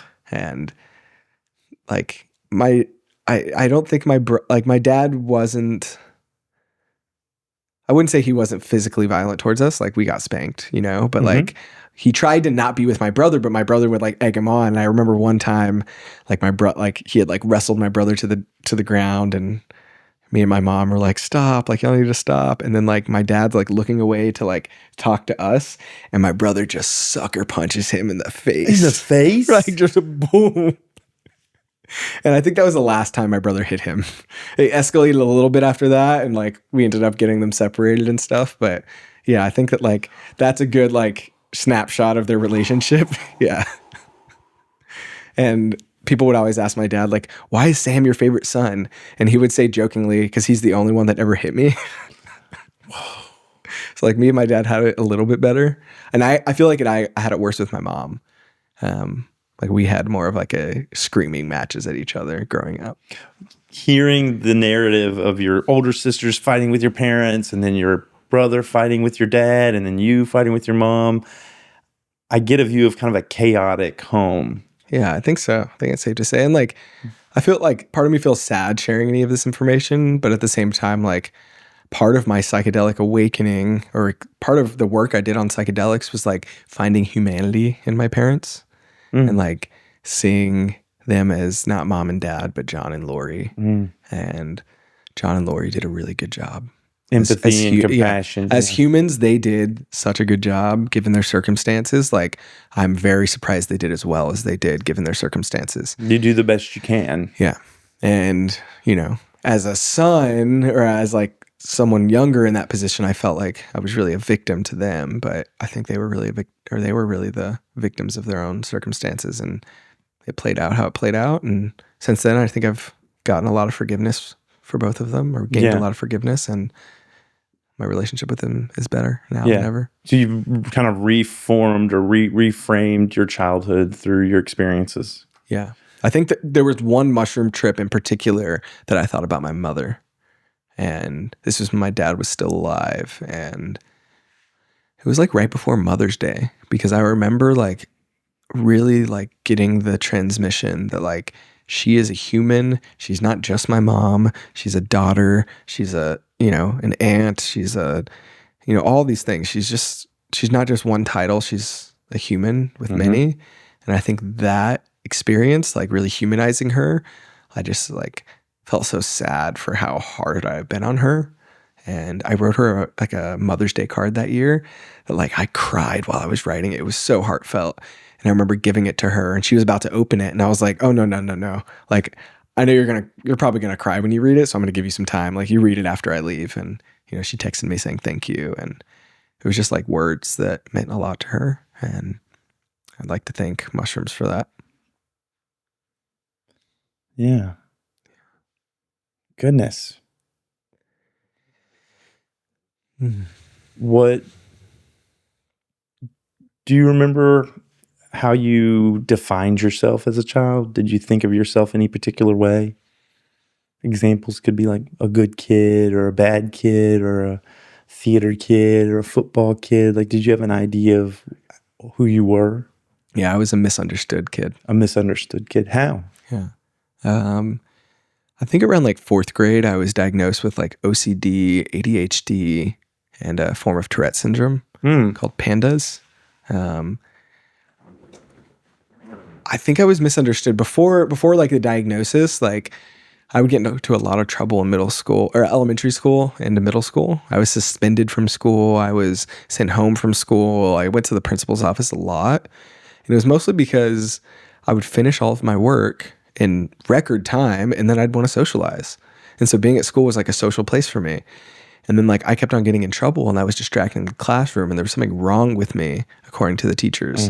So they recommended that I go see a neurologist, see if there's some medication I could be put on. And because I had a form of Tourette syndrome, they don't give those kinds of kids stimulants like amphetamine, like Adderall. Ritalin or Adderall, yeah. And so they gave me like a norepinephrine reuptake inhibitor called Strattera, which is a very different kind of ADHD medication than I think most kids got. But it had a similar effect. Like I was more dull. I couldn't sleep at night.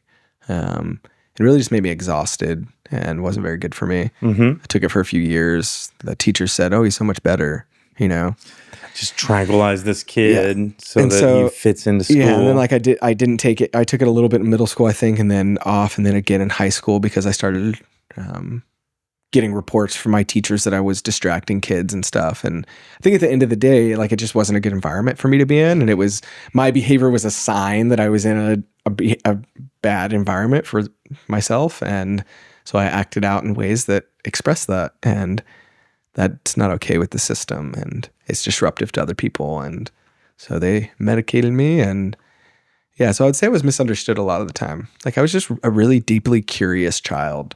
Really curious. And social. Yeah. And probably really smart enough to get you. The desire to socialize probably drew you to do the work quickly. Yeah, I want to get this done as fast as possible. The part of this whole thing that you love is the social part. Yeah. And so let's get done with all this work so we can be social again. And everybody probably takes different times to do the work. Yeah. And the interesting thing is, the thing that informs folks' success in life oftentimes is their intelligence around social things, skills, socializing. Their social and emotional intelligence can be an indicator of success at times more so than intellectual intelligence. Yeah, and I think so at an early age, I internalized the idea that how I acted socially wasn't okay. Like the top down, the authority came top down and just really told me like the way that I socialize, the way I interact, the way I am is not okay and I need to change it.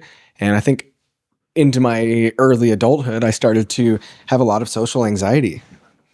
You and I resonate there. I was put on Ritalin when I was young and I had a very similar situation where I'd do everything really quick and I was disruptive to classrooms, would go to the principal's office all the time.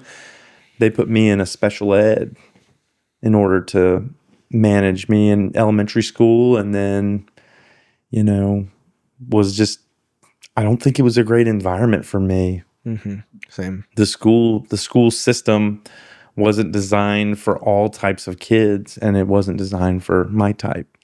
Yeah, and I think it was easier for my parents to just put me on a medication than it was to actually address the root of the problem, because John and Lori had so much going on. Right. And they're barely treading water. And it's like, okay, I just listen to the experts, like Yeah. they're saying to do this, and like that's the authority. They work for the state or the city, like they know what they're doing. And what other option was there? Was there like a school that would be great, that would be, even now, I've got kiddos that have these expressions, and the options aren't numerous. Like, No, if you got and a they're kid, expensive. and they're expensive. Yeah. It's private schools. Yeah.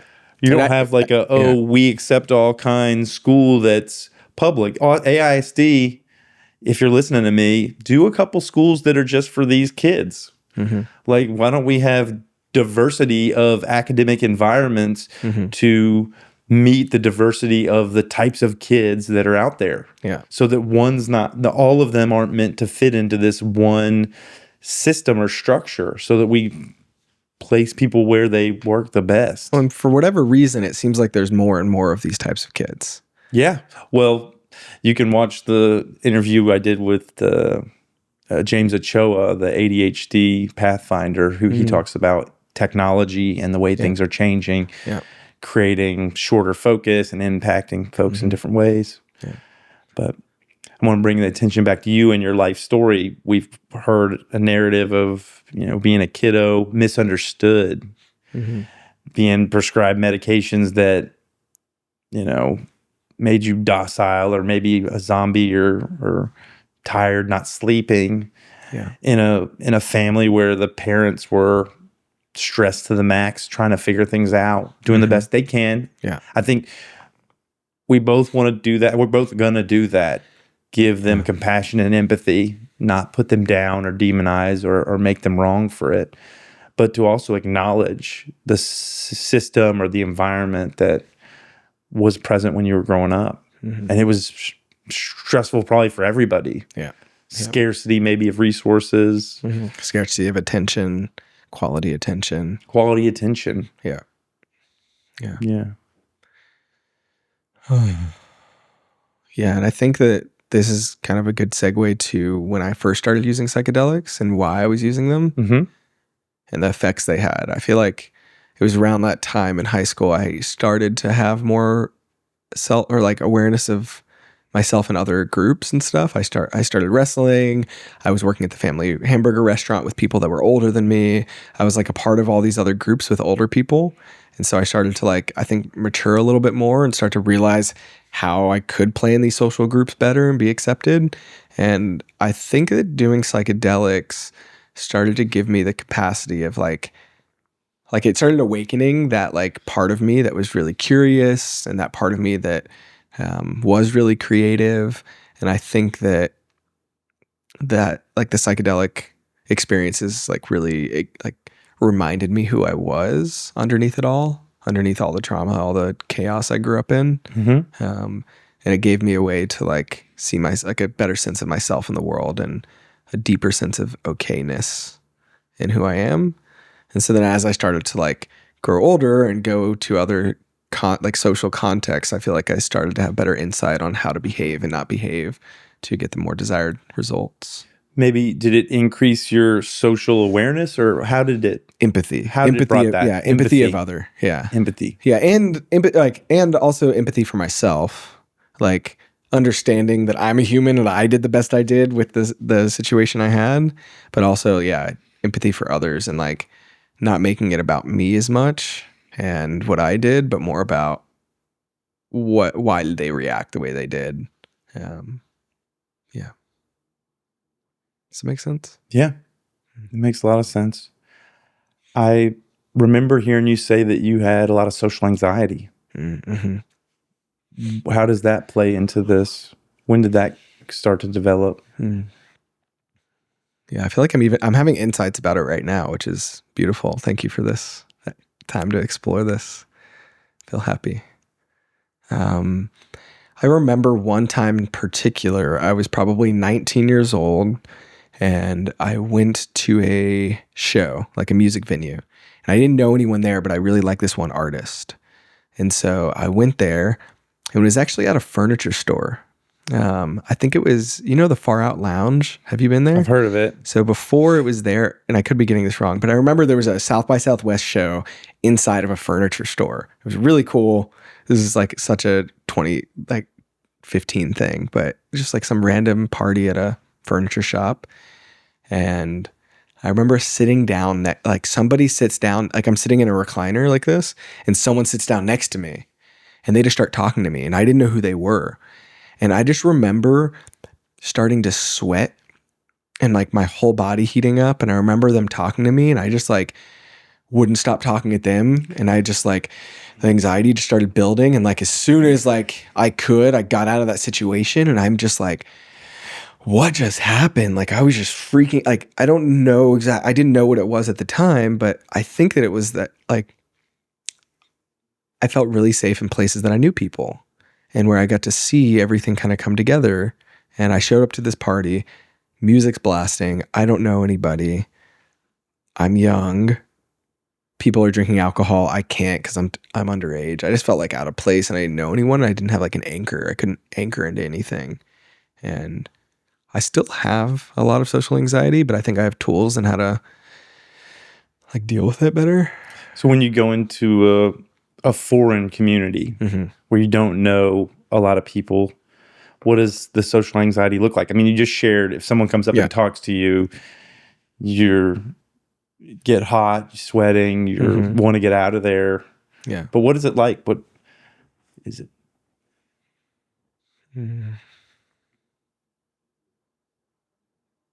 I think I'm so afraid that that they're not going to understand me, or they're going to misunderstand who I am.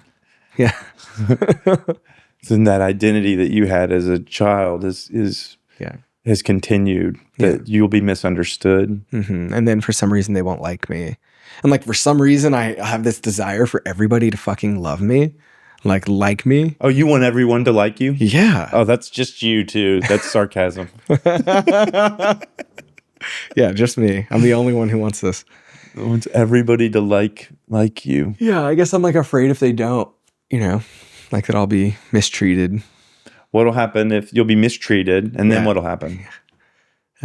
Somewhere along the lines, like the bottom of this is I die. I don't know. Well, we all die. So we go ahead and go one level up. We'll all die. I think it's like what'll happen around your death. Yeah, like You'll be lonely. I won't be like I'll be ostracized. Yeah, and like I won't be selected for a group, and like somewhere along the lines, it's like I will be lonely, and I will die alone. Part of my ADHD history, awareness, memory is being ostracized from groups, being, kicked off of sports teams, fired from jobs, just groups saying no thank you to whatever it is I'm bringing to them. Did you have that type of experience? Yeah. Like I was in the band in middle school, and I remember like I didn't practice at all for our chair test, and I'm playing percussion. And we did our chair test my 8th grade year, and I don't even think I made a chair. I did so bad. And I was so devastated that I quit band. And like my 7th grade year, same year actually, I played football 7th grade, and I did such a good job. I played like a left tackle or something, and I swear I got so many sacks that year. I like recovered fumble. I did everything that a good football player should do. And I still made the B team the next year. And so I quit football. I was like, well, fuck this group. Fuck this group. So you felt like you weren't getting kicked out of groups. They were just putting you in the kind of lower. Yeah, I didn't feel like I was being seen, like, or understood, or like they didn't see my actual capacity. And like for band, it totally makes sense. Like I didn't practice. I wasn't good. They ranked us in how good we were, right? Yeah. But those are both two instances around the same year that like I quit because I wasn't a part of the bigger group. You weren't moving and excelling. Yeah. And like I wasn't picked for the premier group. For the premier group. Yeah. Yeah, it probably would have been devastating if I didn't make the varsity team on wrestling. I don't know if I would have stuck but you around. Did. But I did, yeah. Which may have just been happenstance because of my weight and age. But I did. And I ended up becoming the like team captain on the wrestling team. And I went to the state wrestling tournament. Yeah. And I think I liked wrestling because it didn't matter how people judged you based on like, is he good at taking people down, or like, is he a good tackle, or can he play the drums right? Like at the end of the day, it's like, did you go out there and did you win? Did you win the match that mattered? And so it kind of like made me empowered to be the one who was like, well, if I'm going to be as good as I say, then I actually have to be that good. And it's solo. It's a solo. Yeah, you get out there and it's just you and the other team. It's you and the other guy. Yeah. And so I think I liked it because I had more control about being picked. Like I would be picked if I was the best, not based on my social standing in the group. It was based more on, my skill. Your individual performance. Yeah. Yeah. So I think I have a similar story around like not being picked or like being picked last or not being I remember you included. saying when they were picking, you were on the track and they were picking the people, and people didn't recognize your performance and your ability to play well. Yeah. They're picking people based on social bonds, which I'd have to deductively reason that you didn't think you had great social bonds with folks. Or no, what was fucked up was I did think I had good social bonds. I thought I was best friends with the people who didn't pick me. So then how did you make sense of this? If you're close friends with everybody and you're a high performing person in the group, why are you being picked last? Like what was your... There was some they didn't like me for some reason. Was it my last name? Could it have been that my last name is Junk? And they made fun of that a lot. They did. Yeah. What'd they say? I mean, they would laugh at it. There wasn't that many names that they would call me, but they would just laugh at my last name. But I don't know. Like there were so many things I think I could have attributed it to.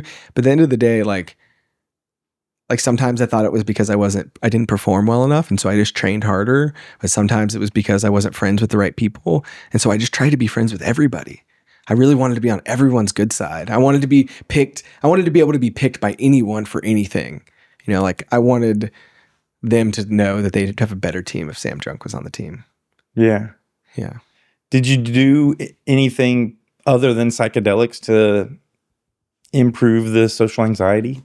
Or what kind of things did you do to improve it or to understand it better? I feel like I had a lot of I built social capital. Like I had parents who like, they didn't want me going out a lot, but that meant that my parents would let people come over to the house. And so I think I had a lot of social standing because people could come to my house and we could smoke weed and hang out late and play video games. And my parents were kind of hands off. So that was one thing I kind of did. Like I was really generous to people, like very generous. Like I bought people's food. I bought people's gas. I bought the drugs. Like I was like, everyone knew that if you were hanging out with Sam, he was going to take care of things. We were going to have a good time. And so I think I also like worked at the family business and like use that money to like persuade people to like want to hang out with me or to like have that add to the equation. Yeah, I think I did that. Do you still do that? I think so in some ways. I mean, like, but now I'm like more okay with it. Now I'm like it doesn't seem like shadow. It's like, I love taking people to Dan's Hamburgers because like I like eating there. Dan's Hamburgers are good. And it's good. Yeah. And it's my family's restaurant. So I get it for free. And like, I think it's cool. And like, I want, like, some people aren't ever going to have that experience of like being able to go to a restaurant and get something for free. And like, I think it's really fun to like take people and have that experience and eat a good hamburger and great hamburger. Yeah. Damn good hamburger. Yeah. And so like sometimes that's part of the thing I do is like, I want to give people fun things to do. Yeah. And so it's like, hey, do you want to come to dance with me? Hey, do you want to be a part of a men's group? Hey, do you want to go to this really cool show and do drugs with me? Hey, do you want to go to Dan's Hamburgers and eat for free? Like I'm always trying to like enroll people in fun things. In that, is there, I'm not enough. It's the things that I'm inviting you on is the thing. Or earlier on, you said you know your shadows. So I'm like, is that the shadow that you're talking about? Because obviously, like, let's do a fun thing without the shadow is a wonderful thing. Yeah. But if there's this underlying, they won't do it unless I bait the hook, or they won't do it unless I put this stuff on it that makes it worth. Yeah, I don't think I do those things for the same reasons anymore. I don't think I take people to dance because I want them to think I'm cool. Like I do it because it's fun and like it will be cool. Like I don't need them to like it or like, I don't know. I think it seems like it's less of a shadow now because I'm doing it consciously. Like when I was in high school, I was not really honest with myself about why I was doing it. And I think I do it for different reasons now.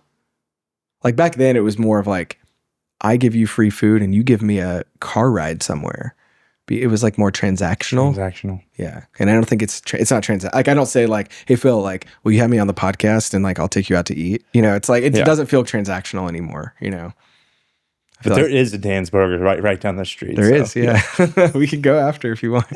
You just have to bump my podcast to it has to air sooner. It has to air sooner. Dang, transaction. I just had one 2 nights ago with Brave. Heck yeah. Yeah, double meat cheeseburger. Where does your life go from here? So we've been in the incubator, you with your family, you know, kind of a little bit of chaos, obviously from the experienced place you are now, empathy, compassion for them, doing the best they could, but zoom back into there. You graduate from high school, you what happens? Where do you go? How does it all work? All right. I feel really excited about this part because I feel like I had a lot more of a say in what happened. Like I had a lot more agency once I was 18. First, I went to ACC. I went to community college. Did you move out of the house immediately like your sisters and your brother? No, like I'm out as soon as I'm 18. No, I knew that I would save more money if I stayed home. And so really like the best thing I had going for myself was that I got pretty good at doing Brazilian jiu-jitsu. When I was like 16, I started doing it to supplement my wrestling training.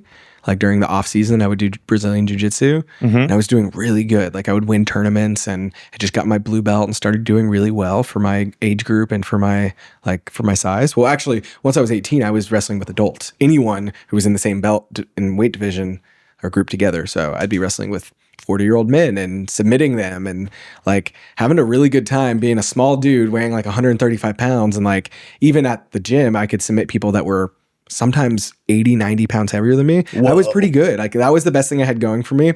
But I smoked a lot of pot and I was going to school and I quickly realized I didn't have any aim or desire to go to ACC. Like my first semester, I got 4 Bs. And then the next semester, I got a D and an F. Like I just took 2 classes and I couldn't even pass those. What were you studying? I think that the original thing I had listed on my degree was anthropology. What I ended up getting my degree in. But I didn't know why. I just picked a thing because it sounded cool. And I took some classes, got some Bs, got a D and an F, and decided this isn't for me. And my parents were like, well, you have to do something. So I enrolled in massage therapy school and I went to the Lauderstein and Conway School of Massage. I dropped out of high school or I dropped out of ACC. Like I didn't enroll the next semester and I entered a year-long program to become a massage therapist. And then I had probably the biggest life-changing event of my life. I was hanging out with some friends in their backyard, having a good time, smoking copious amounts of weed. And I was climbing the tree in their backyard. And I slipped and I fell 20 feet. Ooh. And landed on 20 feet? Yeah. And like I've measured it. Like we dropped a tape measure from the branch. Like I fell 20 feet onto my ass. On your ass? And so I had my spine compressed. And then I had a compression fracture on T7, 8, and 10.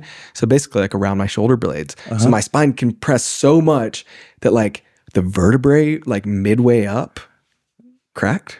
Oh my goodness. And yeah, I remember like going unconscious because I couldn't breathe and my friend like catching me and gently putting me on the ground. And what do you mean catching you? So I fell out of the tree and then as soon as I fell, I stood up because I'm in shock and I'm like walking around. You want to be like, I'm okay. Yeah. And I was not. You were not okay. And I started gasping and realized I couldn't breathe. Like it felt like my lungs, like I couldn't suck in air. Yeah. Like, and then my friend like catches me, lays me down on the ground. And then like I went on a journey. I like had this like psychedelic experience where I felt like I went into this other realm, into this like primordial blackness. In the backyard. In the backyard. Yeah, I hit the ground, he catches me, I fall, and my consciousness leaves my body. And I experience this like primordial soup, basically. It felt Is this an NDE? Yeah, NDE, A near death death experience. And I don't remember a lot, but I remember it being it was like, the sense was that I was like maybe in like Bardo, like in the in-between or something. Mm-hmm. Like I hadn't gone anywhere really, but I remember kind of looking around and like, wasn't even sure if I had a body, but I remember seeing like a light and I start moving towards the light, kind of like the classic, you see the light, into the tunnel. So I'm like moving towards it. And then like, as I'm coming through, it was almost like this rainbow tunnel. It's hard to kind of describe, but there was light at the end of it. And I'm like moving towards it. And as I'm coming to the end of it and like the light is bright, it felt like I was really struggling to come through. And it felt like I was almost like going through like a birth canal. And then all of a sudden it was like my consciousness like hit my body.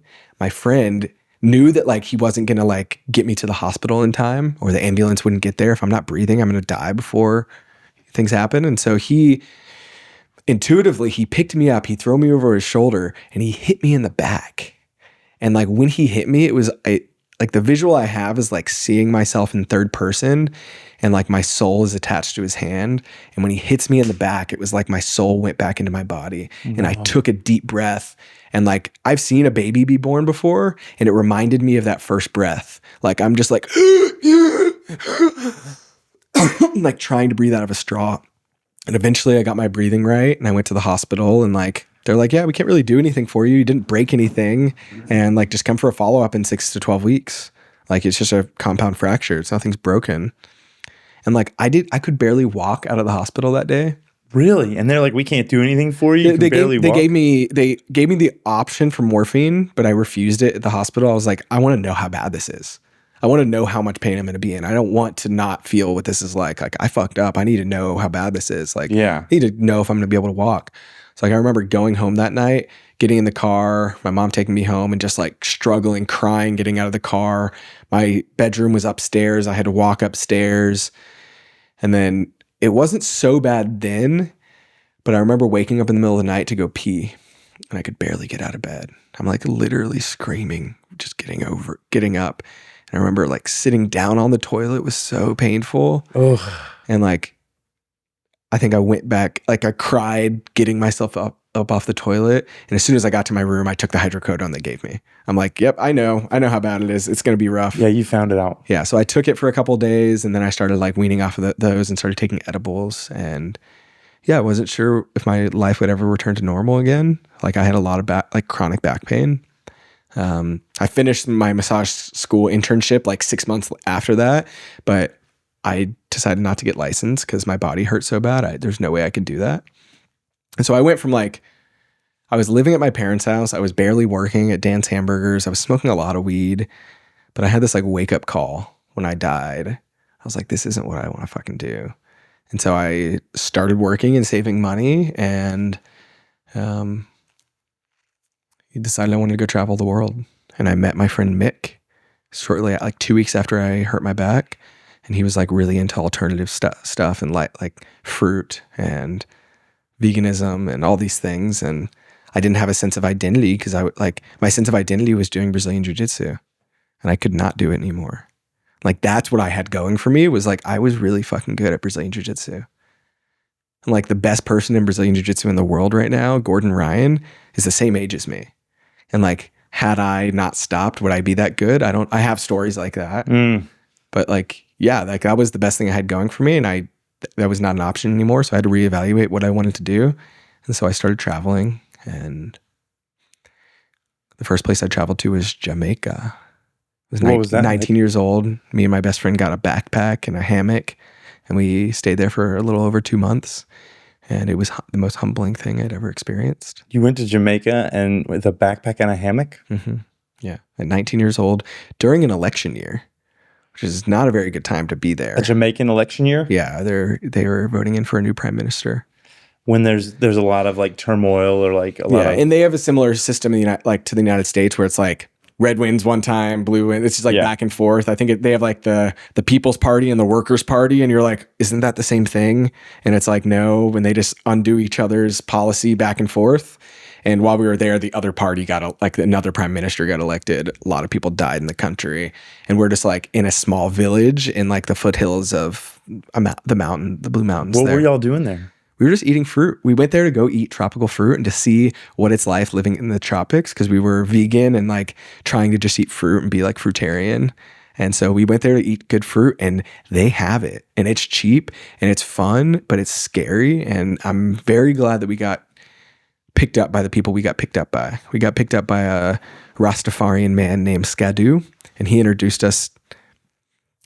He sees us when we get off the bus. We go to this small city, and he's like, "You're looking for a place to stay." And like, that's kind of like their business is like tourists get off the bus and they ask them if they need a place to stay, and they hook them up and they get some money. But we're like, "Oh yeah, we're looking for a place to stay." He's like, "How much do you want to spend?" And we kind of look at each other. We're like, "Nothing. Like, we have hammocks. We just need a place to put our hammocks." He's like, "Okay, I'll introduce you to someone." And he takes us in a taxi up this, like the side of this mountain. We get out of the taxi, we go to this river, we get into a bamboo raft, and he takes us across the river to this tiny village. And it's like up Port Antonio, and then we went up the mountains to this tiny village called Berrydale.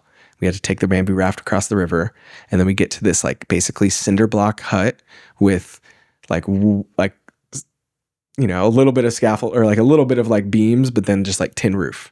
And they're like stealing the electricity from the grid when the inspectors aren't there. It's like very, very poor. And I had never, like, I thought I grew up like, I didn't think I grew up poor, but I knew that I was like middle class or like somewhere in there. Mm-hmm. But like, I actually got to experience what poverty was really like, and like what people were making, like what they were doing with what they had. And it was so humbling and beautiful. And I got to eat some really good food and amazing fruit. So many coconuts and sugarcane and bananas and papayas and soursop and just some really delicious stuff, mangoes. That was the first place I went. And eventually we ran out of money and we went back home.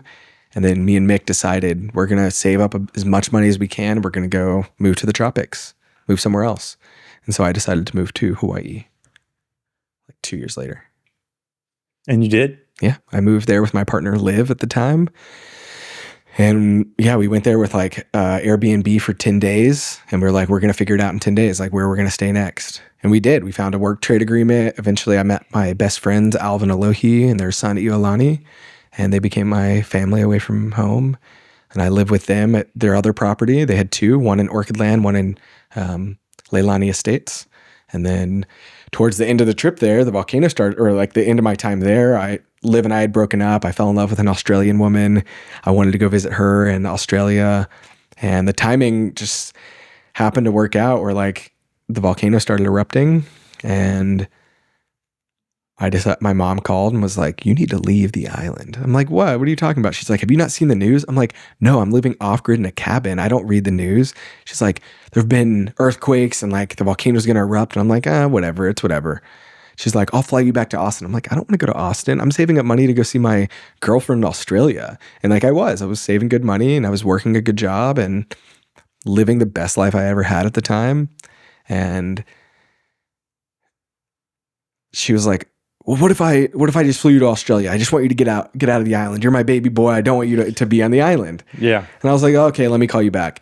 And then I like hung up the phone and I thought about it for like 10 seconds. I was like, I could go to Australia today. And I just started packing my bags. I called her 30 minutes later. I'm like, buy me the soonest flight out of here. Yeah. And I drove my car over to Alvin Alohi's house. And on the way over there, I see the government putting a plate over a crack in the road. I'm like, that's not good. So I go to their house in Leilani Estates and like they're starting to evacuate because there's about to be a fissure opening up in their neighborhood. Whoa. And so I gave them the keys and title to my car and said, "This is y'all's. Do whatever you need to with it." And they used my Trailblazer and their little Nissan and another truck to like start evacuating all their stuff. And 2 weeks later, they lost their home that they lived in for 15 years. Whoa. Yeah. And you went to Australia. And I went it happened while I was in Australia. We're coming to the end of time, and I want to know. So there was the misunderstood kid, and then the Brazilian jiu-jitsu kind of warrior, and proficiency, and then this big event that occurred with your back, and then this traveling man. Yeah. And then I wonder where you are now. Like, what's your vision with the world?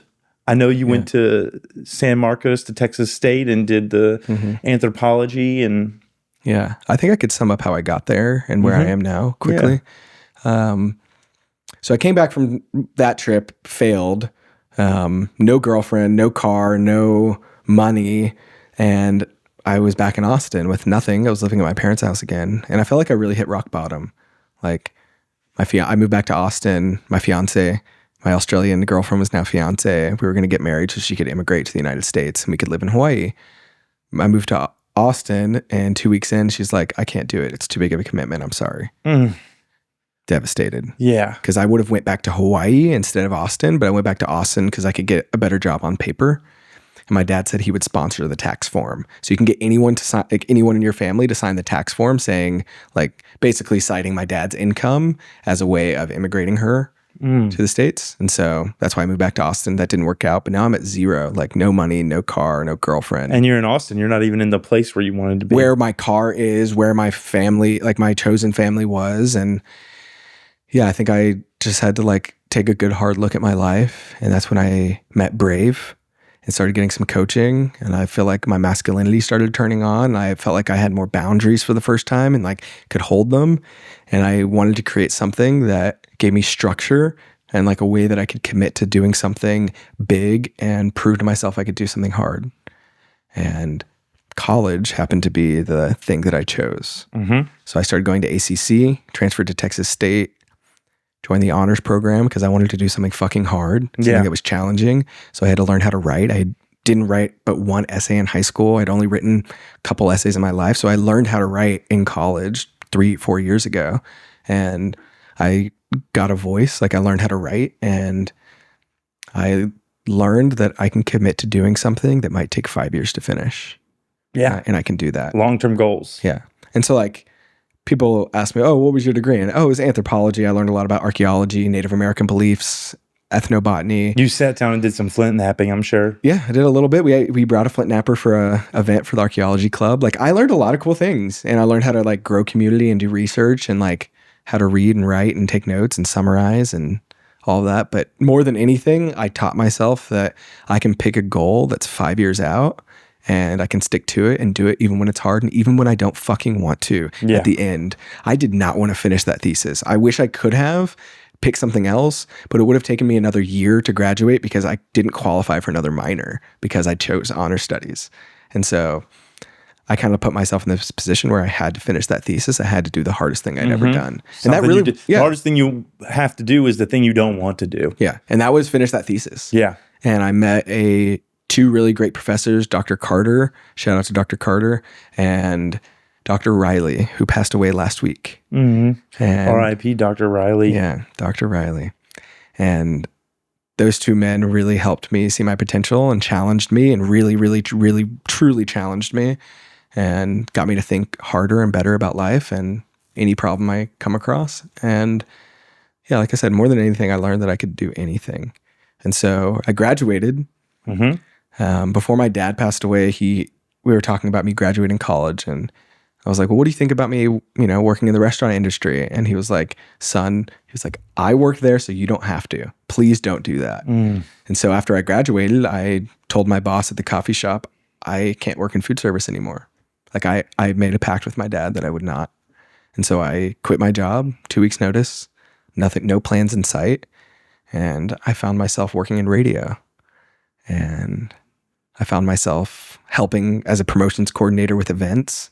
And it was really fun. I love being in events. I love being at festivals and like helping. Social, yeah, it's so much fun.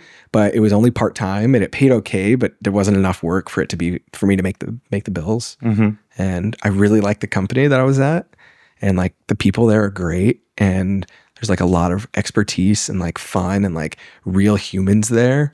And a lot of the people have been there for over 10, 15 years, some 20 years. Yeah. So I was like, this is a place I want to be at. So I took a job not getting paid very much to work at this place that I found out that was a really great place to work. And so I found a way to make it work. And I applied to be on the sales team, Mm-hmm. which I had 0 qualifications for on paper, really, other than like I have a college degree And social. and I'm social. Yeah. And I went through like 4 or 5 interviews, took like 4 months of interviewing.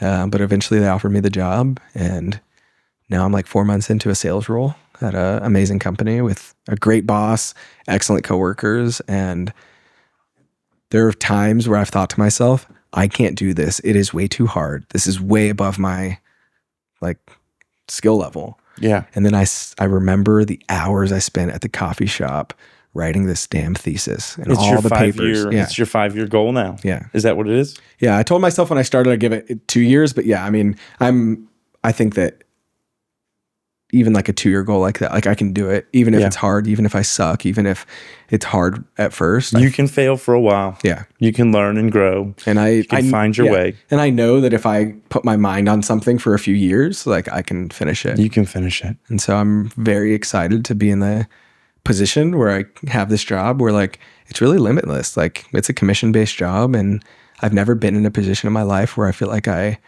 had like something to grab onto to pull myself out of poverty. Like I've never made more than like $30,000 a year. Yeah. And like by most standards, that would be below the poverty line. Probably way less than that actually I've made.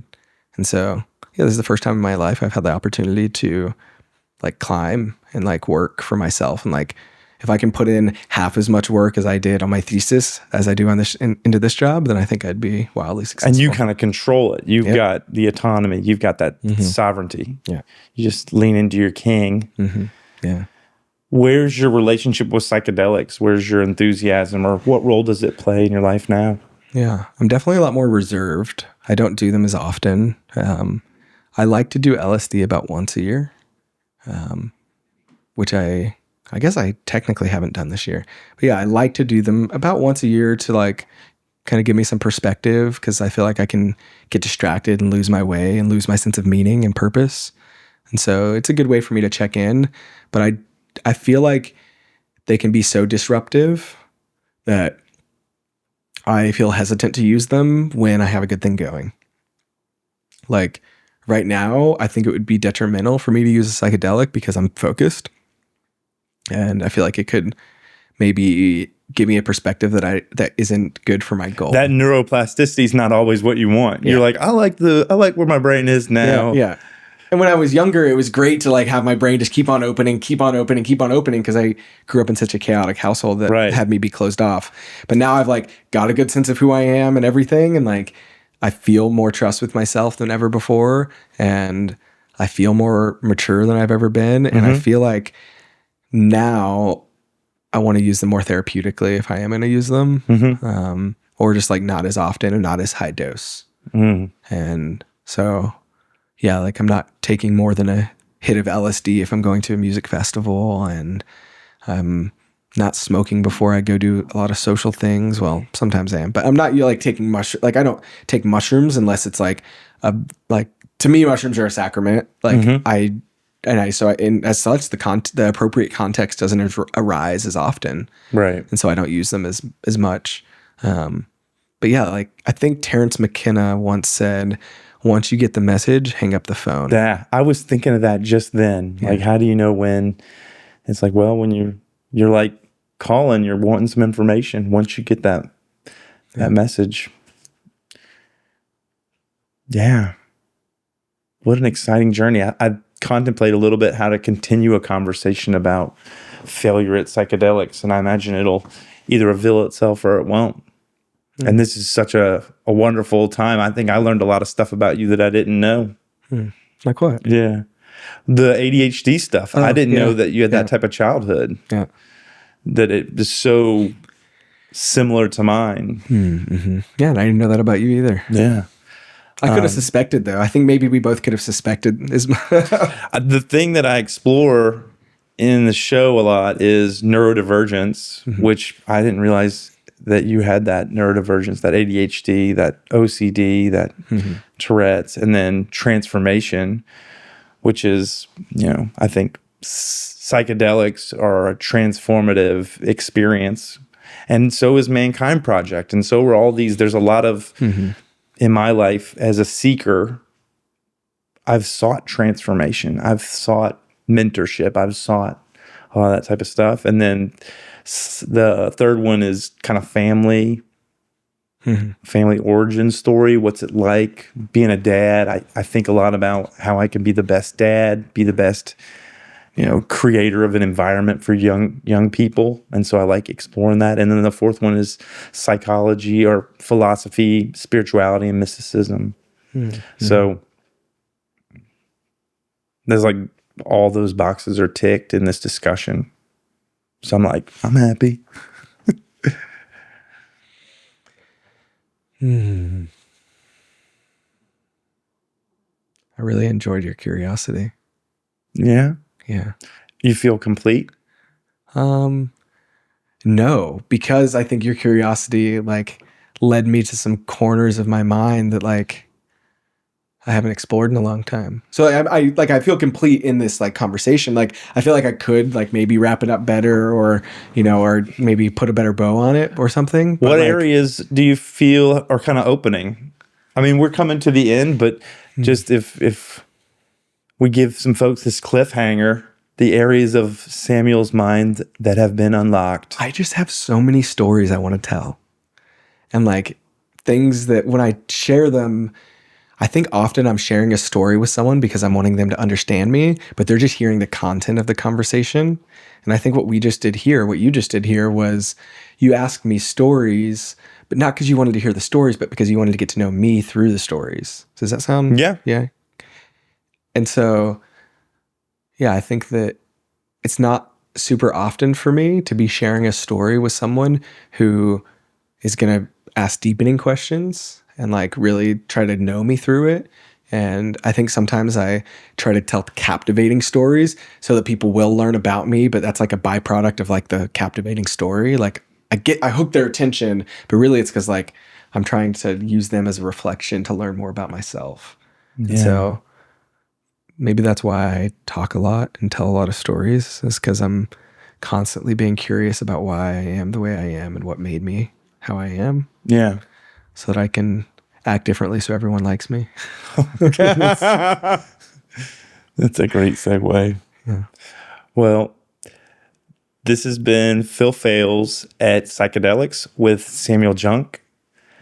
Wave at everybody. Thank you guys for watching. Please hit the like and subscribe button if you guys have watched. It's the first time I've ever done that. I feel a little weird doing it, but hit the like and subscribe button and share any story you have about psychedelics or transformation in the comments. Like, engage with this topic. Yeah. I will be. Yeah. I'm looking forward to engaging more in this, whether it's through comments or other games we get to play with each other in the future. Yeah. Yeah. Can I have a hug? Yeah. Yeah, brother. Oh, that's so good.